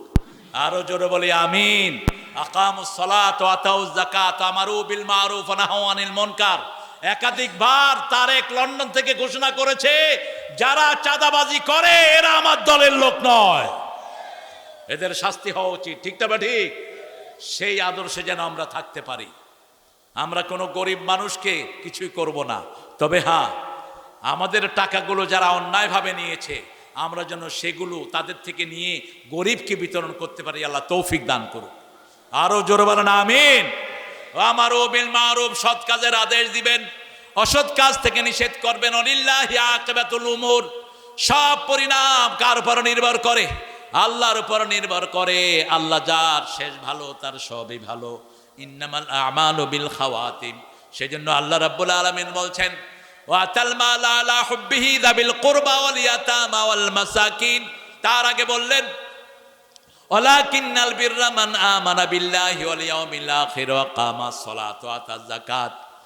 তারা আল্লাহ রাব্বুল আলামিনের উপর ঈমান আনবে, আখিরাতের উপর, আখিরাতকে চোখের সামনে দেখে বিশ্বাস করবে, আর যাকাত দিবে।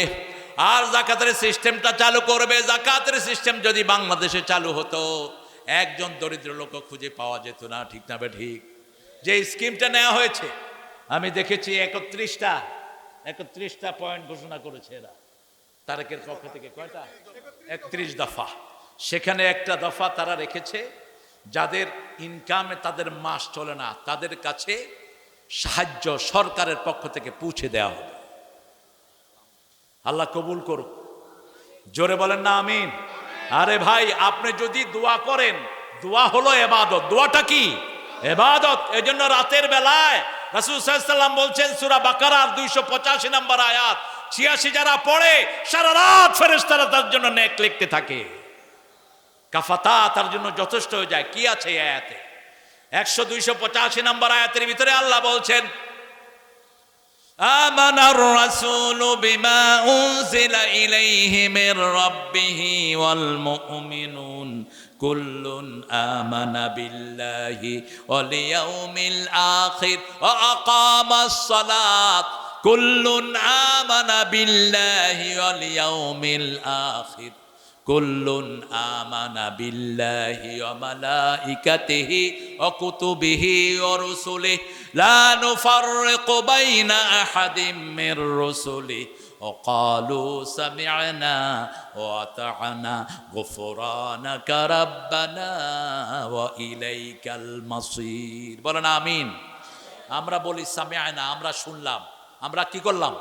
শুনলাম। আমরা সব শুনলাম, ইসলামের সব আমরা মানব, ঠিক না? ঠিক। সামি'না, আমরা শুনলাম। আল্লাহ বলেন আমিও কবুল করলাম। ও আতানা, আল্লাহ বলেন আমরা বলি আমরা মেনে নিলাম। আল্লাহ বলেন আমিও তোমার এই জিনিসগুলো কবুল করে নিলাম। এরপরে আমরা বলি গফরানাকা, আল্লাহ জবাব দেয় আমিও তোমার জীবনের গুনাহগুলো মাফ করে দিলাম। আপনি এখনো করেননি, আপনি শুধু বললেন সামি'না, আমি শুনলাম, ও আতানা, আমি মেনে নিলাম। আল্লাহ বলেন আমিও কবুল করে নিলাম। এই জন্য ওয়াদা দিতে আমাদের কোনো আপত্তি নাই। যত ভালো কাজ সবগুলো আমরা করব, যত খারাপ কাজ কোনটার ধারে কাছে আমরা যাব না, ঠিক না? ঠিক। সৎ কাজের আদেশ যারা করে, অসৎ কাজের নিষেধ যারা করে, তাদের জন্য জমিন টিকে থাকে। একজন লোক ছিলেন খুব বেশি ফরেজগার, ওই এলাকার জন্য গজব বরাদ্দ হলো। গজবের ফেরেশতারা এসে দেখে একজন খুব বড় ফরেজগার এখানে আছেন। আল্লাহকে বলেন আল্লাহ আপনার এক ফরেজগার লোক এখানে আছে, আযাব দেব কিনা? আল্লাহ রাব্বুল আলামিন বললেন তাকে শুদ্ধই জমিনটাকে উল্টিয়ে দাও, কারণ তার আশেপাশে খারাপ কাজ চলে। সে একবারও নিষেধ করে নাই, একবারও সৎ কাজের জন্য আদেশ করে নাই, অসৎ কাজের জন্য নিষেধ করে নাই। আজকে আমাদের গ্রামে গঞ্জে ছড়িয়ে পড়েছে ইয়াবা, ছড়িয়ে পড়েছে গাঁজা, ঠিক না? ঠিক। কথা বলেন না কেন? আজকে হাতে হাতে মোবাইল, ছেলেরা কোন দিকে যাচ্ছে কোনো খবর নাই। গ্রামে গ্রামে ঘুপসা ঘুপসা মাগরিবের পরে একসাথ হয়ে হয়ে ছেলেরা বসে থাকে, সেখানে আবার মোবাইলের জুয়া খেলে। মোবাইল জুয়া, ক্যাসিনো, সেখানে হারার কারণে মাকে বাপকে জবাই করেছে এক ছেলে 2-3 দিন আগে দেখলাম। 2-3 দিন আগে। কতটা অধপতনে গিয়েছে সমাজ। এটার দায়িত্ব কি এড়াতে পারবেন মিস্টার ইউনূস সাহেব? সালাম যত বেশি, শাস্তিও তত বেশি অপেক্ষা করছে। পতাকা নিয়ে ঘুরছো, দেশের কোনো খবর নাই। আইন উপদেষ্টা, সব উপদেষ্টারা নিজের আখের গুটানোর তালে ব্যস্ত আছো। মেডিকেলের অবস্থা আরো খারাপ। ঢাকা মেডিকেলে গেলে মানুষ বমি করে দেয়। রোগীর রুমের ভিতরে এত ময়লা, এত দুর্গন্ধ, অথচ হাজার হাজার সুইপার মেথডরা পয়সা নেয়, কিন্তু কোনো কাজ দেখবে কারা? ডাক্তাররা টহল দিতে আসে না। সরকারি ডাক্তার এই কুত্তাগুলো ওখানে বসে থাকে, রুমের ভিতরে বসে বসে পয়সা খায়, ওয়ার্ডে গিয়ে রোগী দেখে না। আপনারা দেখেন এখানে জিয়াউর রহমানের নামে যে মেডিকেল আছে, ভিতরে গিয়ে অবস্থাগুলো দেখেন, কি অপরিচ্ছন্ন, অপরিষ্কার।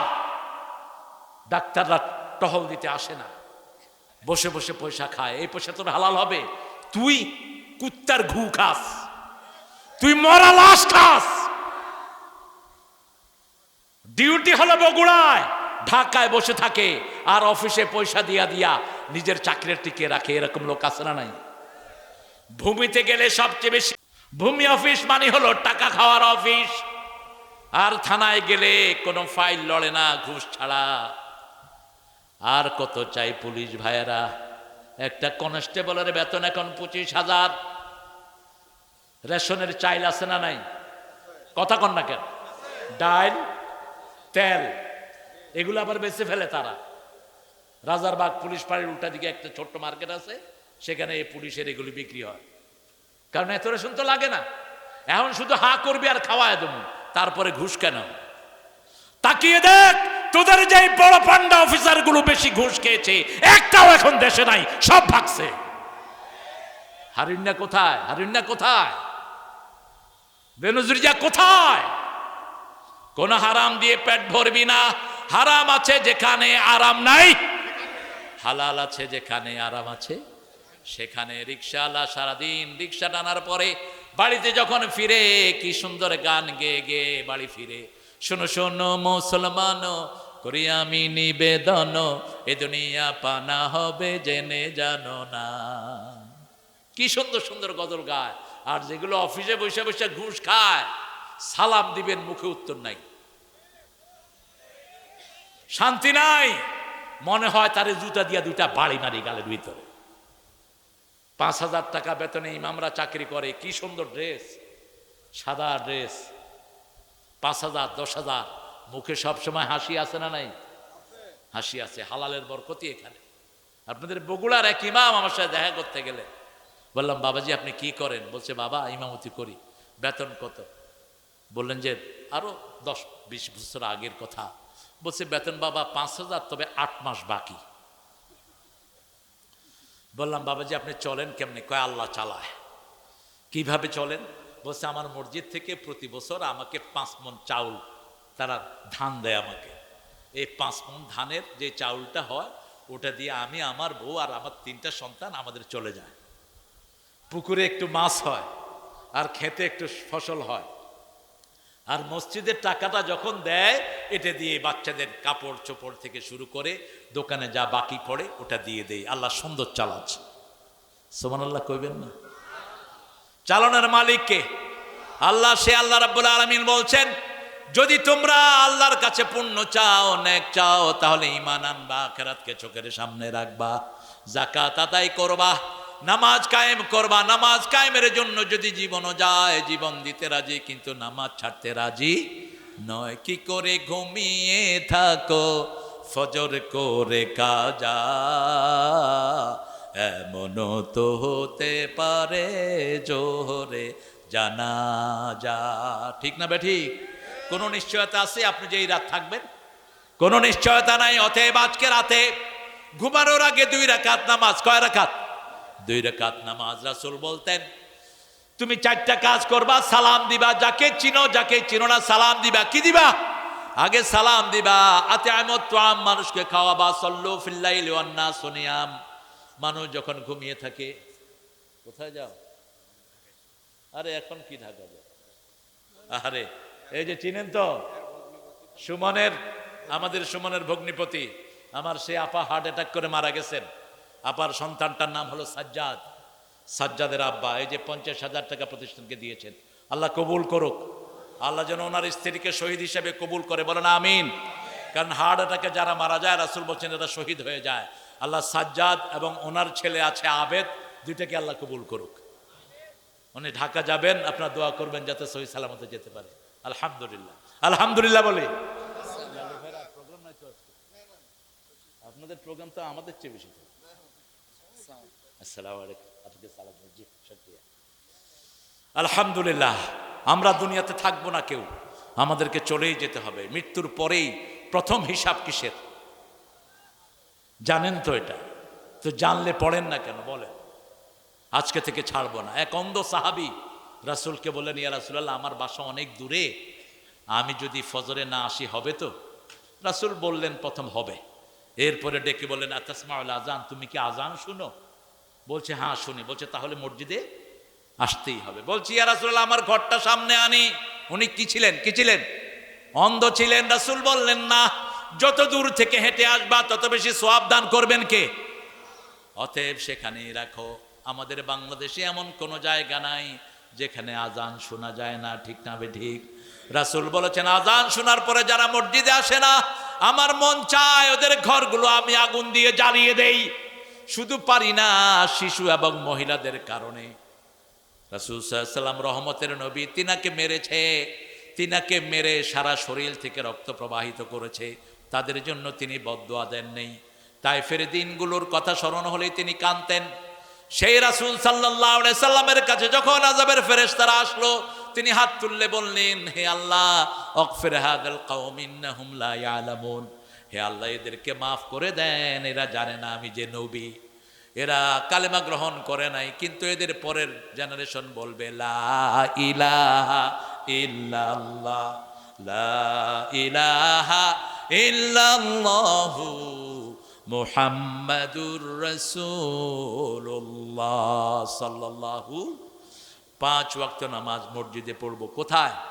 আপনি মনে রাখবেন, 5 ওয়াক্ত নামাজ যারা মসজিদে পড়ে আল্লাহ নিজে তাদের জন্য বেহেশতটাকে সাজায়া দেয়। 5 ওয়াক্ত নামাজ যারা মসজিদে পড়ে আল্লাহ বলেছেন, ও নবী আপনি বলে দেন ওরা মুমিন। ওরা কি? কিন্তু নামাজ পড়ে, নামাজের পরে সে আল্লাহর বিরুদ্ধে কথা বলে, এরকম লোক আছে না নাই? আল্লাহ বলছেন ফাওয়াইলুল লিল মুসাল্লিন আল্লাযীনা হুম আন সালাতিহিম সাহুন আল্লাযীনা হুম ইউরাউনা ওয়া ইয়ামনাউনাল মাউন।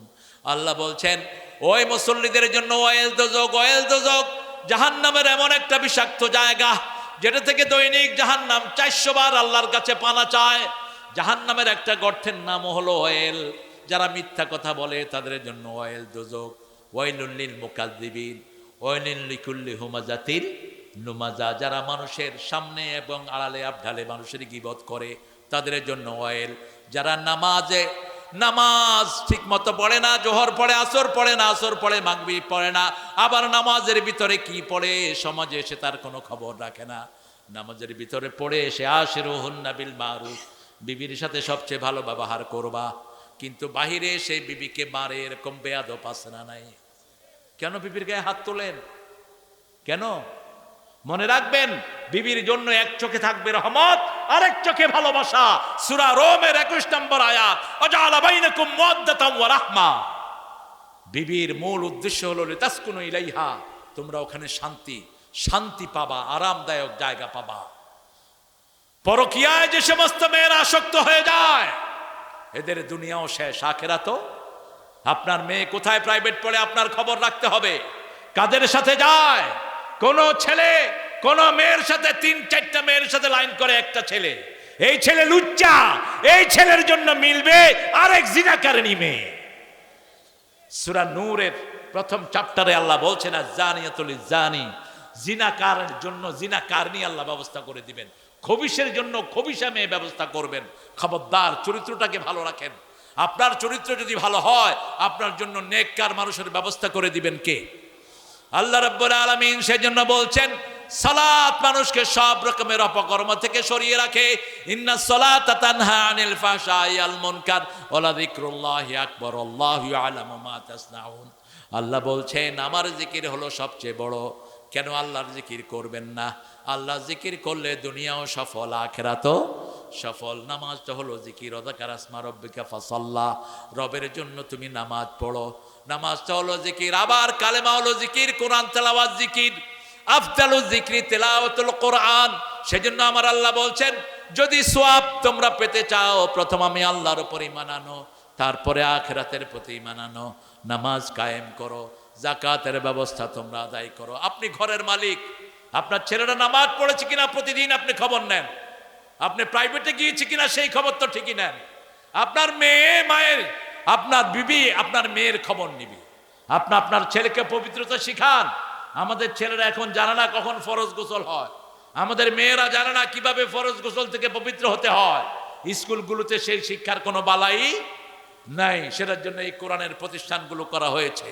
আল্লাহর কাছে আমরা তৌফিক চাই, আমরা যেন শ্রেষ্ঠ মুত্তাকি হতে পারে, আল্লাহ কবুল করেন। আরো চিৎকার করে বলেন আমিন। পড়েন সুবহানাকা আল্লাহুম্মা ওয়া বিহামদিক আশহাদু আল লা ইলাহা ইল্লা আনতা আস্তাগফিরুকা ওয়া আতুবু ইলাইক। প্রতিষ্ঠানে কেমন কালেকশন হয়েছে আমি জানি না, কালেকশন কেমন হয়েছে? আপনারা লোক পাঠিয়ে দেন আর পয়সালা দেখায় দেন, 2-1 জন ধরবো আমি।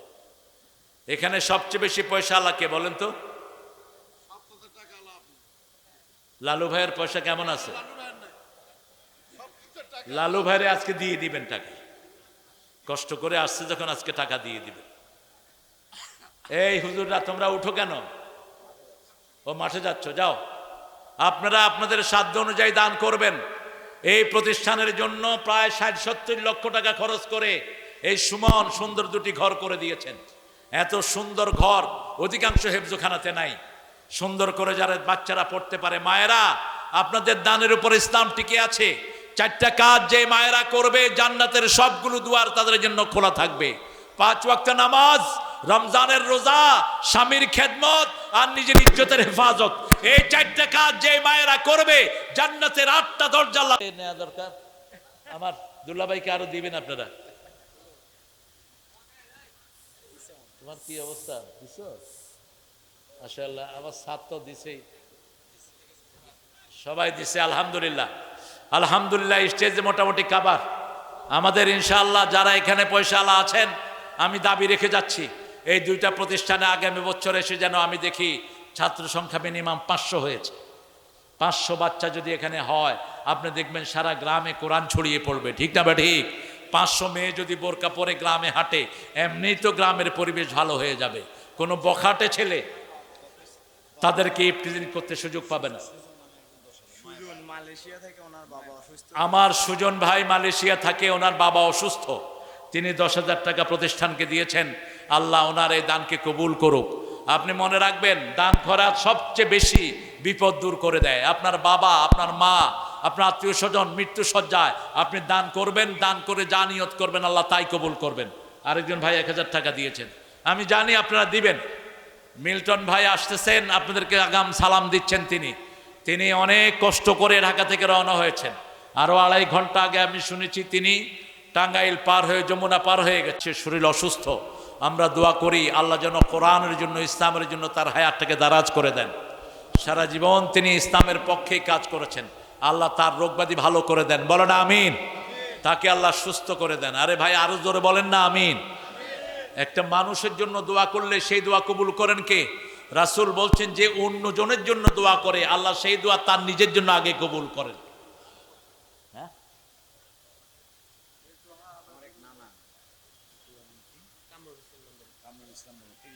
আহারে কামরুল ইসলাম মন্ডল, কি হয় তোমার? এই সুন্দর মানুষটার আব্বা কামরুল ইসলাম মন্ডল, তিনি 30,000 টাকা দিয়েছেন প্রতিষ্ঠানকে। আল্লাহ তার জীবনের গুনাহগুলো মাফ করে দেন। আল্লাহ তার নেক আশাগুলো কবুল করেন। আল্লাহ তার ছেলে মেয়েকে সব বিপদ থেকে হেফাজত করেন। আপনি মনে রাখবেন, আর সৎকা তো তারুদ্দুল বালা, সৎকা সব বিপদ দূর করে দেয়। পৃথিবীতে সবচেয়ে বেশি শক্তিশালী কি? দান। সবচেয়ে বেশি শক্তিশালী কি? দান। এটার চেয়ে শক্তিশালী আর কিছুই নাই। দুনিয়া সৃষ্টি করা হলো, দুনিয়া কাঁপছিল, আল্লাহ দুনিয়াতে পাহাড় বসিয়ে দিলেন। এবার দুনিয়া স্থির হয়ে গেল। এরপরে রাসূল সাল্লাল্লাহু আলাইহি সাল্লামকে জিজ্ঞেস করা হলো, ইয়া রাসূলুল্লাহ, তাহলে দেখলাম দুনিয়ার চেয়ে শক্তিশালী হলো পাহাড়, পাহাড়ের চেয়ে শক্তিশালী কিছু আছে কিনা? রাসূল সাল্লাল্লাহু আলাইহি সাল্লাম বলেন, হ্যাঁ আছে। সেটা কি? সেটা হলো লোহা। সেটা কি? লোহা। বলছি, ইয়া রাসূলুল্লাহ, লোহার থেকে শক্তিশালী কিছু আছে কিনা? বলছে, হ্যাঁ আছে।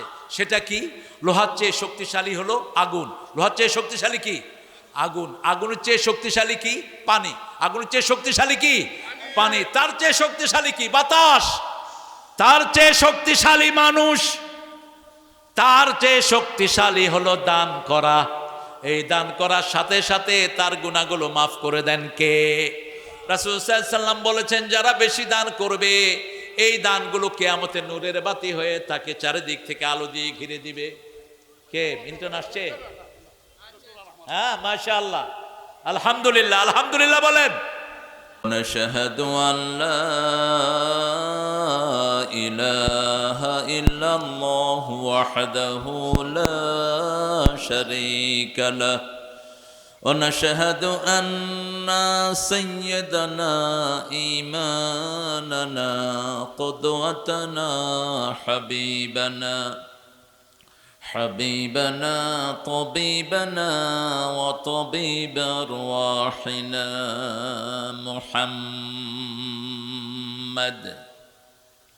الذي أرسله بالحق بشيرا ونذيرا وداعيا إلى الله بإذنه وسراجا منيرا فقد قال الله تعالى في كلامه المجيد وفرقانه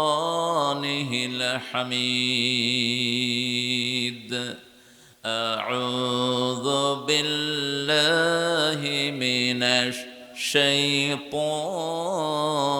الرجيم بسم الله الرحمن الرحيم إن الله وملائكته يصلون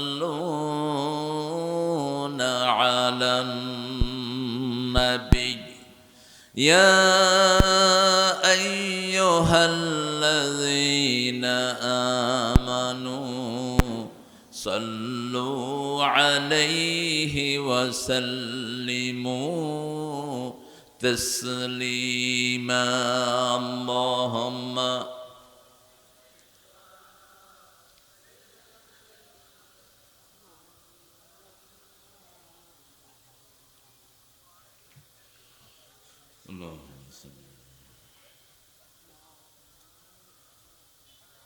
কেমন আছেন আপনারা?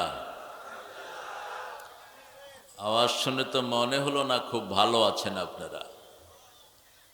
একটু আওয়াজ করে বলেন আলহামদুলিল্লাহ। আমাদের চেয়ে ভালো আর কে থাকে? আমাদের কথার শুরু হয় কোরআন দিয়ে, শেষও হয় কোরআন দিয়ে।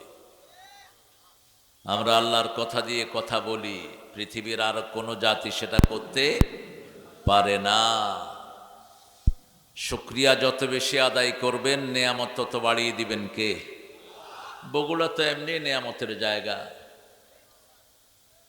বগুড়ার মধ্যে সবচেয়ে বেশি নেয়ামতের জায়গা হলো গাবতলী। খুব একমত হতে পারলেন না, সবাই বলেন একসাথে, ঠিক না বেঠিক? বাংলাদেশকে একটা সেকুলার রাষ্ট্র করেছিল শেখ মুজিব সাহেব। সেকুলার, ধর্মহীন। এটাকে ধর্মান্তরিত করেছে জিয়াউর রহমান। সংবিধানের প্রথমে তিনি কি লাগিয়েছেন? জোরে বলেন, আরো চিৎকার করে বলেন। কোরআন শরীফে এই আয়াতটি কতবার এসেছে বলেন তো? সূরা কয়টা? এই 114 বার আসছে। সূরা তওবাতে নাই, সূরা নাহলের ভিতরে আল্লাহ ইন্নাহু মিন সুলাইমান ইন্নাহু বিসমিল্লাহির রহমানির রাহিম বলে 114 পূরণ করে দিয়েছেন।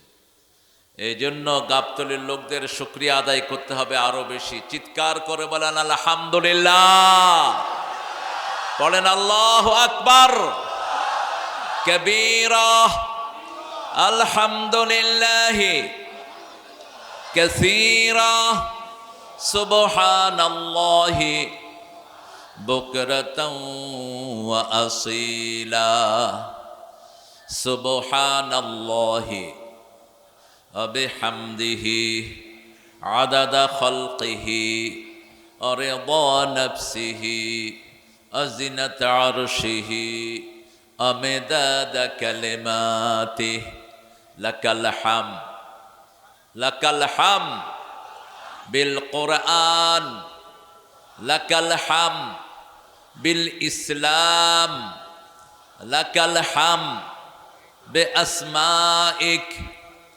হুয়া লাকা সাম্মাইতা বিহি নাফসাক, লাকাল হামদ ইয়া রাব কামা ইয়ানবাগি লিজালালি ওয়াজহিক আযীম সুলতানিক।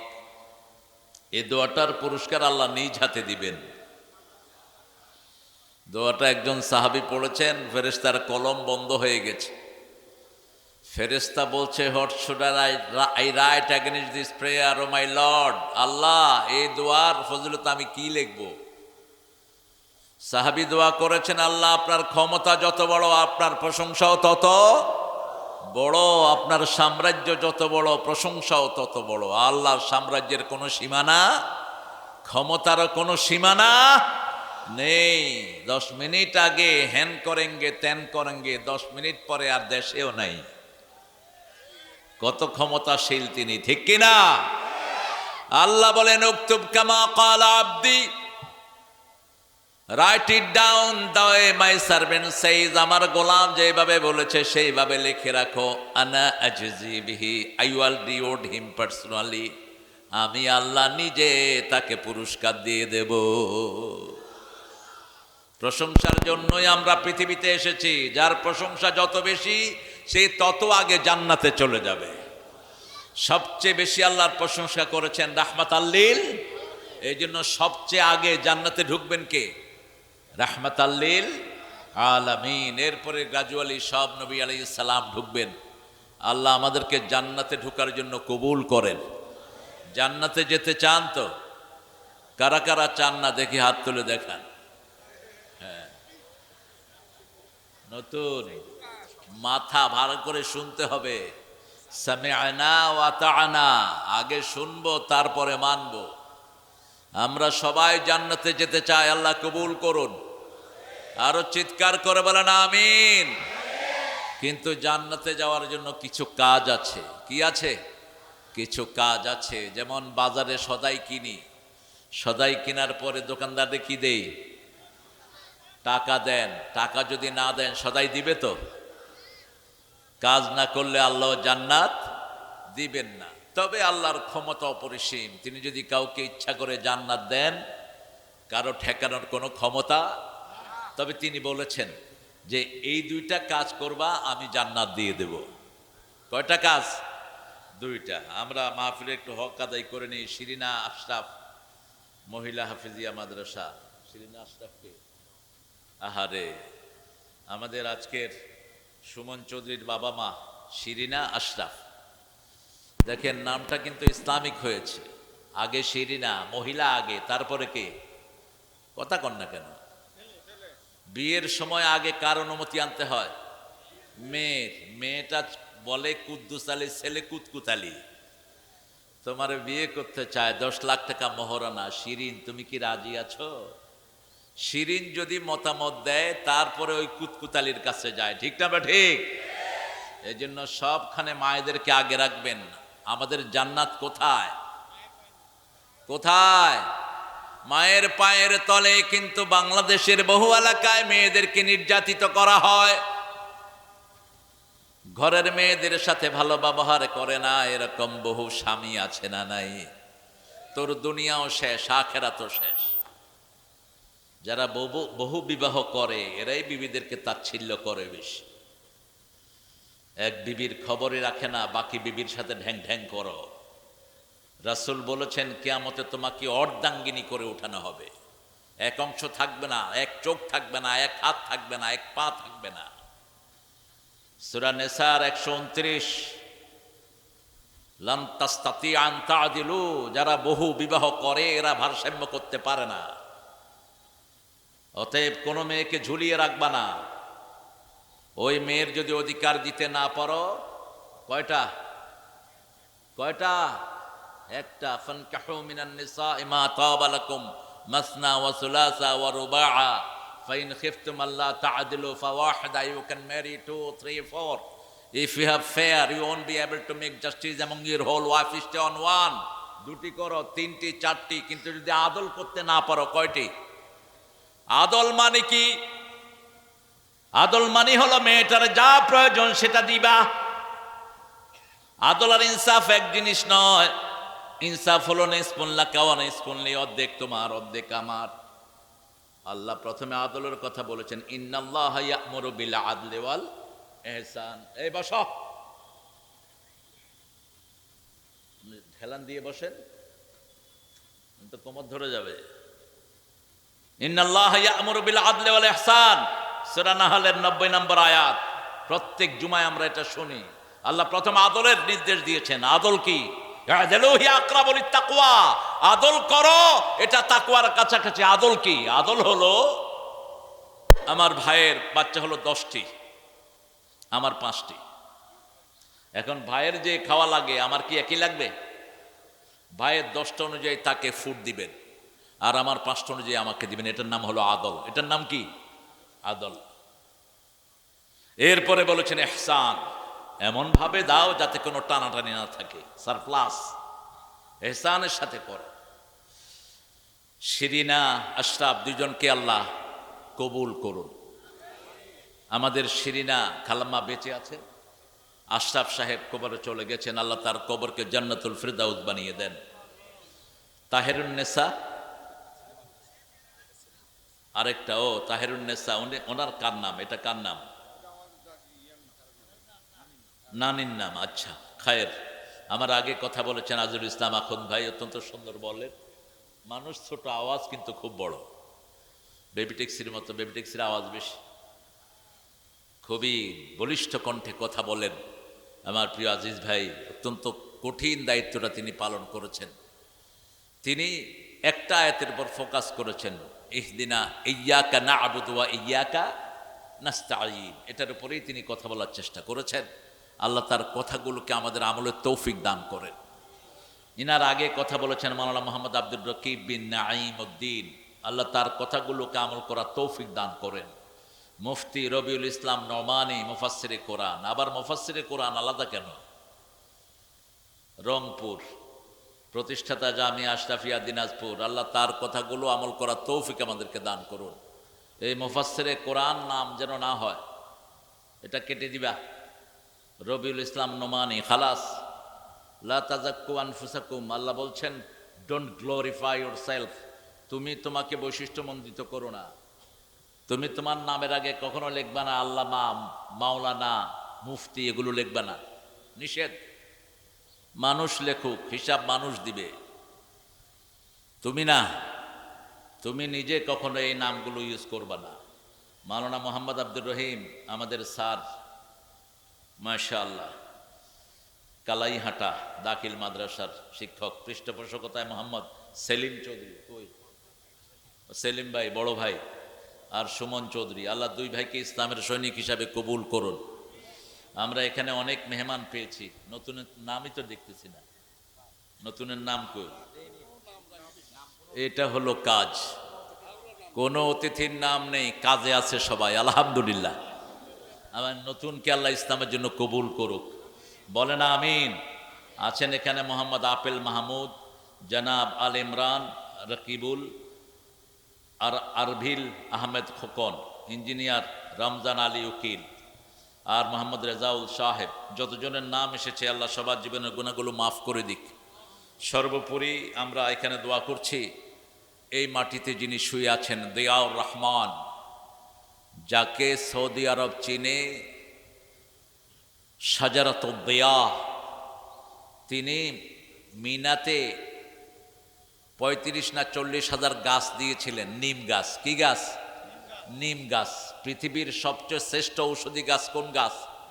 নিম গাছ। নিম পাতা প্রতিদিন 10টা 5টা করে চিবিয়ে খাবেন, আপনার ভিতরে কোনো বাজে ব্যাকটেরিয়া থাকবে না, আপনার অ্যান্টিবায়োটিক কিছু দরকার হবে না। এত বড় উপকারী গাছ। এই নিমের পাতাও মানুষের শরীরকে ভালো করে দেয়। এখন সৌদি আরবের লোকেরা এই গাছের নাম দিছে জিয়া গাছ। কি গাছ? জিয়া গাছ, শাজারাত দিয়া।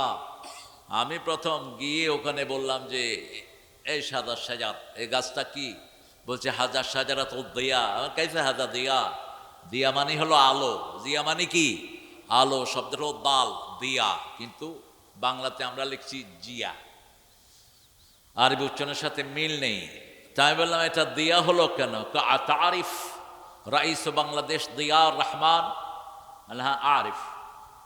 তুমি কি বাংলাদেশে দিয়ার রহমান সাহেবের নাম শুনেছ? শুনেছি। উনি এই গাছগুলো আমাদেরকে উপহার দিয়েছেন। আর রাসূল বলছেন আজকে যদি তুমি মারা যাও, আজকে যদি তোমার মৃত্যু ডেফিনিট হয়ে যায়, তুমি একটা গাছ লাগাও। এই গাছের পাতা, এই গাছের ফল, এই গাছের নিচে যারা ছায়া নিবে, সবার সওয়াবগুলো আল্লাহ তোমার আমলনামায় দান করে দিবে। রাসূল বলেছেন বিনা কারণে কোনো গাছের পাতাও ছিঁড়া নিষেধ। প্রত্যেকটি পাতা জিকির করে কার? Oxygen box. যেমন এই সিজনে আমাদের দেশে, বিশেষ করে আপনাদের এই গ্রামে, সবুজের সমারোহ, ঠিক না বা ঠিক? যেদিকে তাকাই মনটা ভরে যায়। এই সবুজের সমারোহ থাকবে জান্নাতে। জান্নাত হবে সবুজে সবুজে ভরপুর। জাওয়াতা আফনান ফাবে আইয়ি আলাই রাব্বিকুমা তুকাযযিবান। ঘন সবুজ দিয়ে আল্লাহ জান্নাতটাকে ভরে দিবেন। অনেক ওলামা হযরত এসেছেন, আমি যাদের ছাত্র হতে পারলে ধন্য হতাম। এসেছেন এখানে স্কুলের স্যাররা, primary sir, high school, college, ইউনিভার্সিটির স্যার, বিভিন্ন পেশায়। এই আদর্শ যদি বিএনপি ফিরে যায়, বিএনপির স্বাধীনতা, বিএনপির ক্ষমতায় আসা কেউ রোধ করতে পারবে না। কিন্তু যদি এই আদর্শ থেকে সরে যায়, বিএনপি আসবে না কখনো। বিএনপিকে আনবে যেই নেতা এটা গঠন করেছে, না তার আদর্শ নিয়ে আসবে, ঠিক কিনা? বিসমিল্লাহ যেরকম মুখে বলতে হবে, কাজেও থাকতে হবে। কি কথা কন না কেন? তবে অধিকাংশগুলো চেষ্টা করছে, এটা আমাদের বিনয় আছে। খালেদা জিয়ার শাসন আমলে, জিয়াউর রহমানের শাসন আমলে কোনো আলেমের কষ্ট হয়নি, কোনো আলেমকে তারা জেলখানায় পাঠায় নাই, ঠিক না? ঠিক। এই পজিটিভিটি কারোর মধ্যে নাই। আর গত সরকার তো মাশাআল্লাহ, আমি আপনাদের গাবতলী এসেও প্রোগ্রাম করতে পারিনি। প্রোগ্রামের জন্য কত নেতা খেতার অনুমতির দরকার হতো, কোথায় এ সমস্ত কুত্তা নেতাগুলো? ওসি ঠেলে ডিসির কাছে, ডিসি ঠেলে এসপির কাছে, এসপি ঠেলে এমপির কাছে, কোথায় সব ছাগল পাগলগুলো? কোরআন আল্লাহর কোরআন, জমিন আল্লাহর, আল্লাহর কোরআন পড়বো, কারো অনুমতির দরকার নাই, ঠিক না? ঠিক। কোরআনের জন্য যদি জীবন দিতে হয়, রাজি আছেন না নাই? হাত তুলে দেখায় দাও মুসলমান।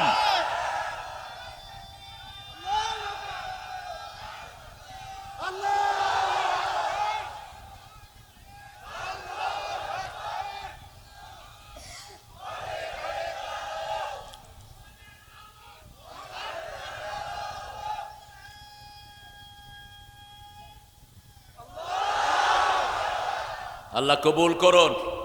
একটা দুঃখের কথা আমার মাথায় খুব ঘুরে। 5ই আগস্টের আগ পর্যন্ত যারা বাংলাদেশে রক্ত দিয়েছে দেশের স্বাধীনতার জন্য, আজকে তাদের মধ্যে দলাদলি।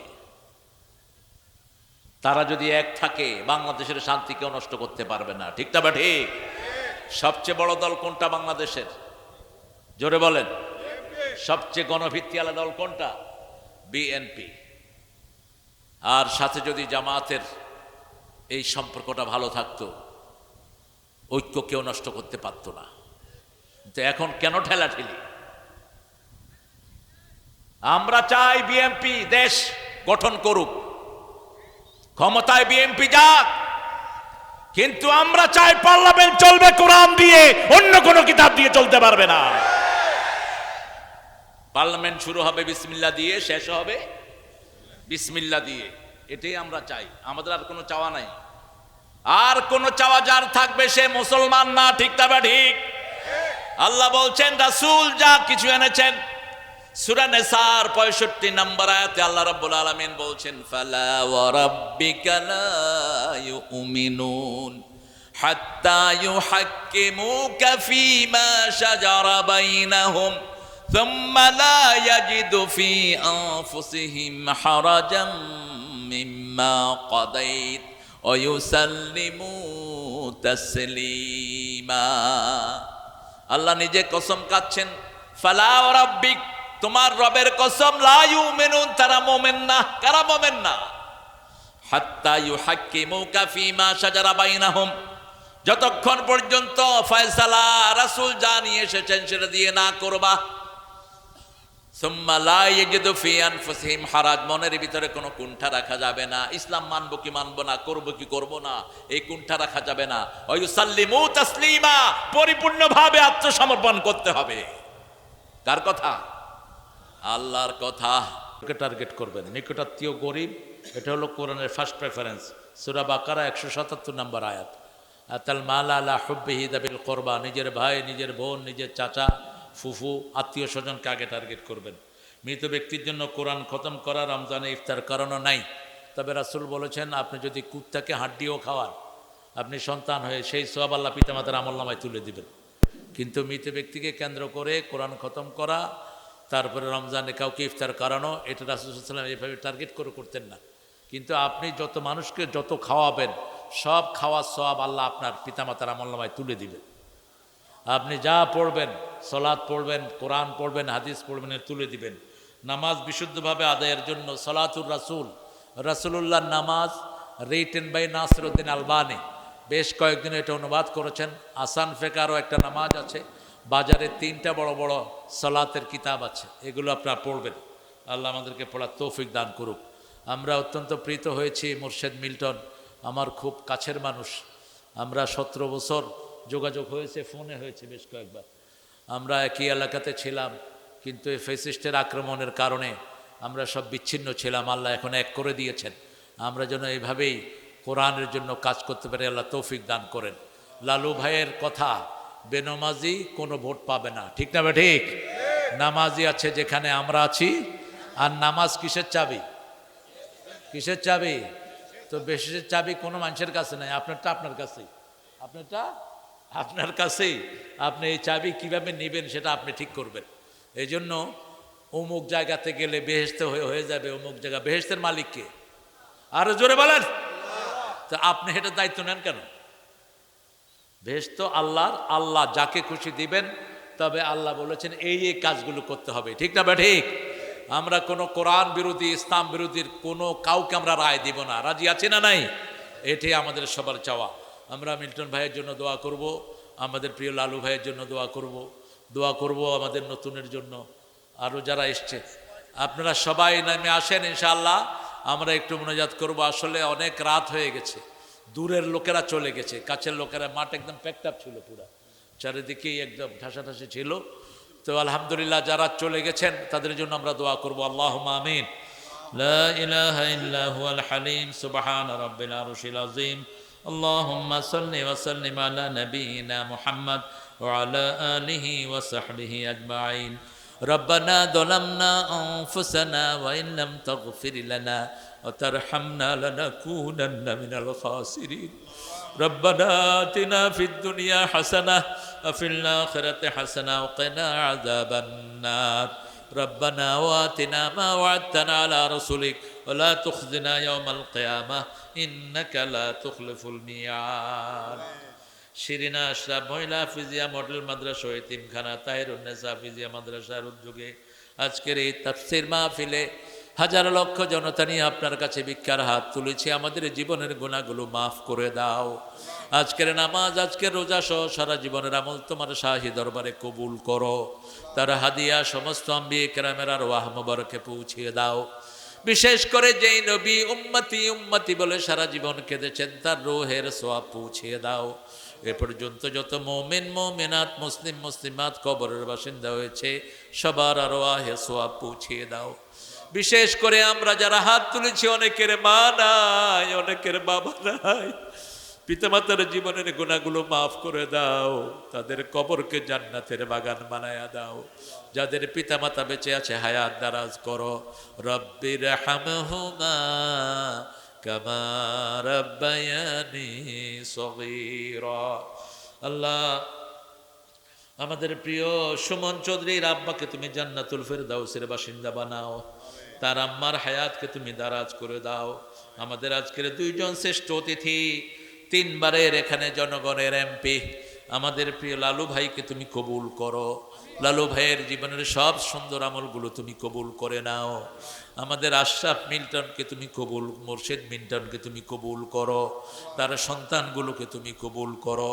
বিপদ মুসিবত থেকে তাদেরকে হেফাজত রাখো। নতুন সহ যত নেতৃবৃন্দ এখানে এসেছেন সবাইকে তুমি কবুল করে নাও। আল্লাহ রাব্বুল আলামিন 5ই আগস্টের আগে কোরআনের দলের লোকেরা সহ আমরা যেইভাবে একসাথে আন্দোলন করেছি, সেই ঐক্য আমাদেরকে ফিরিয়ে দাও। আল্লাহ আমাদের যত ভাই বোন এখানে এসেছেন সবার জীবনের গুনাহ মাফ করে দাও। এই দুটি প্রতিষ্ঠানকে তুমি মসজিদে নববীর মতো কবুল করো। যত ছেলে মেয়ে আছে এদেরকে তুমি আলেমে হক্কানি রব্বানি বানাও। আমাদের প্রত্যেকের শিশুদেরকে এখানে কোরআনের মাদ্রাসায় দেওয়ার তৌফিক তুমি দান করে দাও। আল্লাহ ম্যাডামের শরীরটাকে তুমি ভালো করে দিও। তারেককে সুস্থ সাবলীলভাবে তুমি দেশে আসার ব্যবস্থা করে দিও। আল্লাহ মেরে পার্লামেন্ট যেন কোরআনের পার্লামেন্ট হয় সেই ব্যবস্থা করে দিও। আল্লাহ রাব্বুল আলামিন বাংলাদেশের যত মানুষ আজকে আছে সবাইকে তুমি কোরআনের জন্য কবুল করো। আমাদের পুলিশ প্রশাসন সহ সবাইকে কোরআনের জন্য কবুল করো। যাদের উপর মিথ্যা মামলা দেয়া হয়েছে তাদের জীবনের গুনাহ তুমি মাফ করে দাও। মামলাগুলো থেকে তাদেরকে হেফাজত করো। আল্লাহ এই মাটিতে শুয়ে আছে জিয়াউর রহমানকে তুমি মাফ করে দাও, জিয়াউর রহমানের পরিবারকে তুমি কবুল করো, কোকোকে তুমি মাফ করে দাও। আল্লাহ আমাদের যত ভাই বোন এখানে এসেছেন মা আয়েশার মতো আমাদের মাদেরকে কবুল করেন, আমাদের ছেলে মেয়েদেরকে হাসান হোসাইনের মতো কবুল করেন। আল্লাহ জানি না কার জীবনের শেষ মুনাজাত এই মুনাজাত, আল্লাহ শাহাদাতের মৌত আমাদের নসিব করে দিও। মৃত্যু যখন দুয়ারে আসবে জবানে জারি করে দিও লা ইলাহা ইল্লাল্লাহু মুহাম্মাদুর রাসূলুল্লাহ।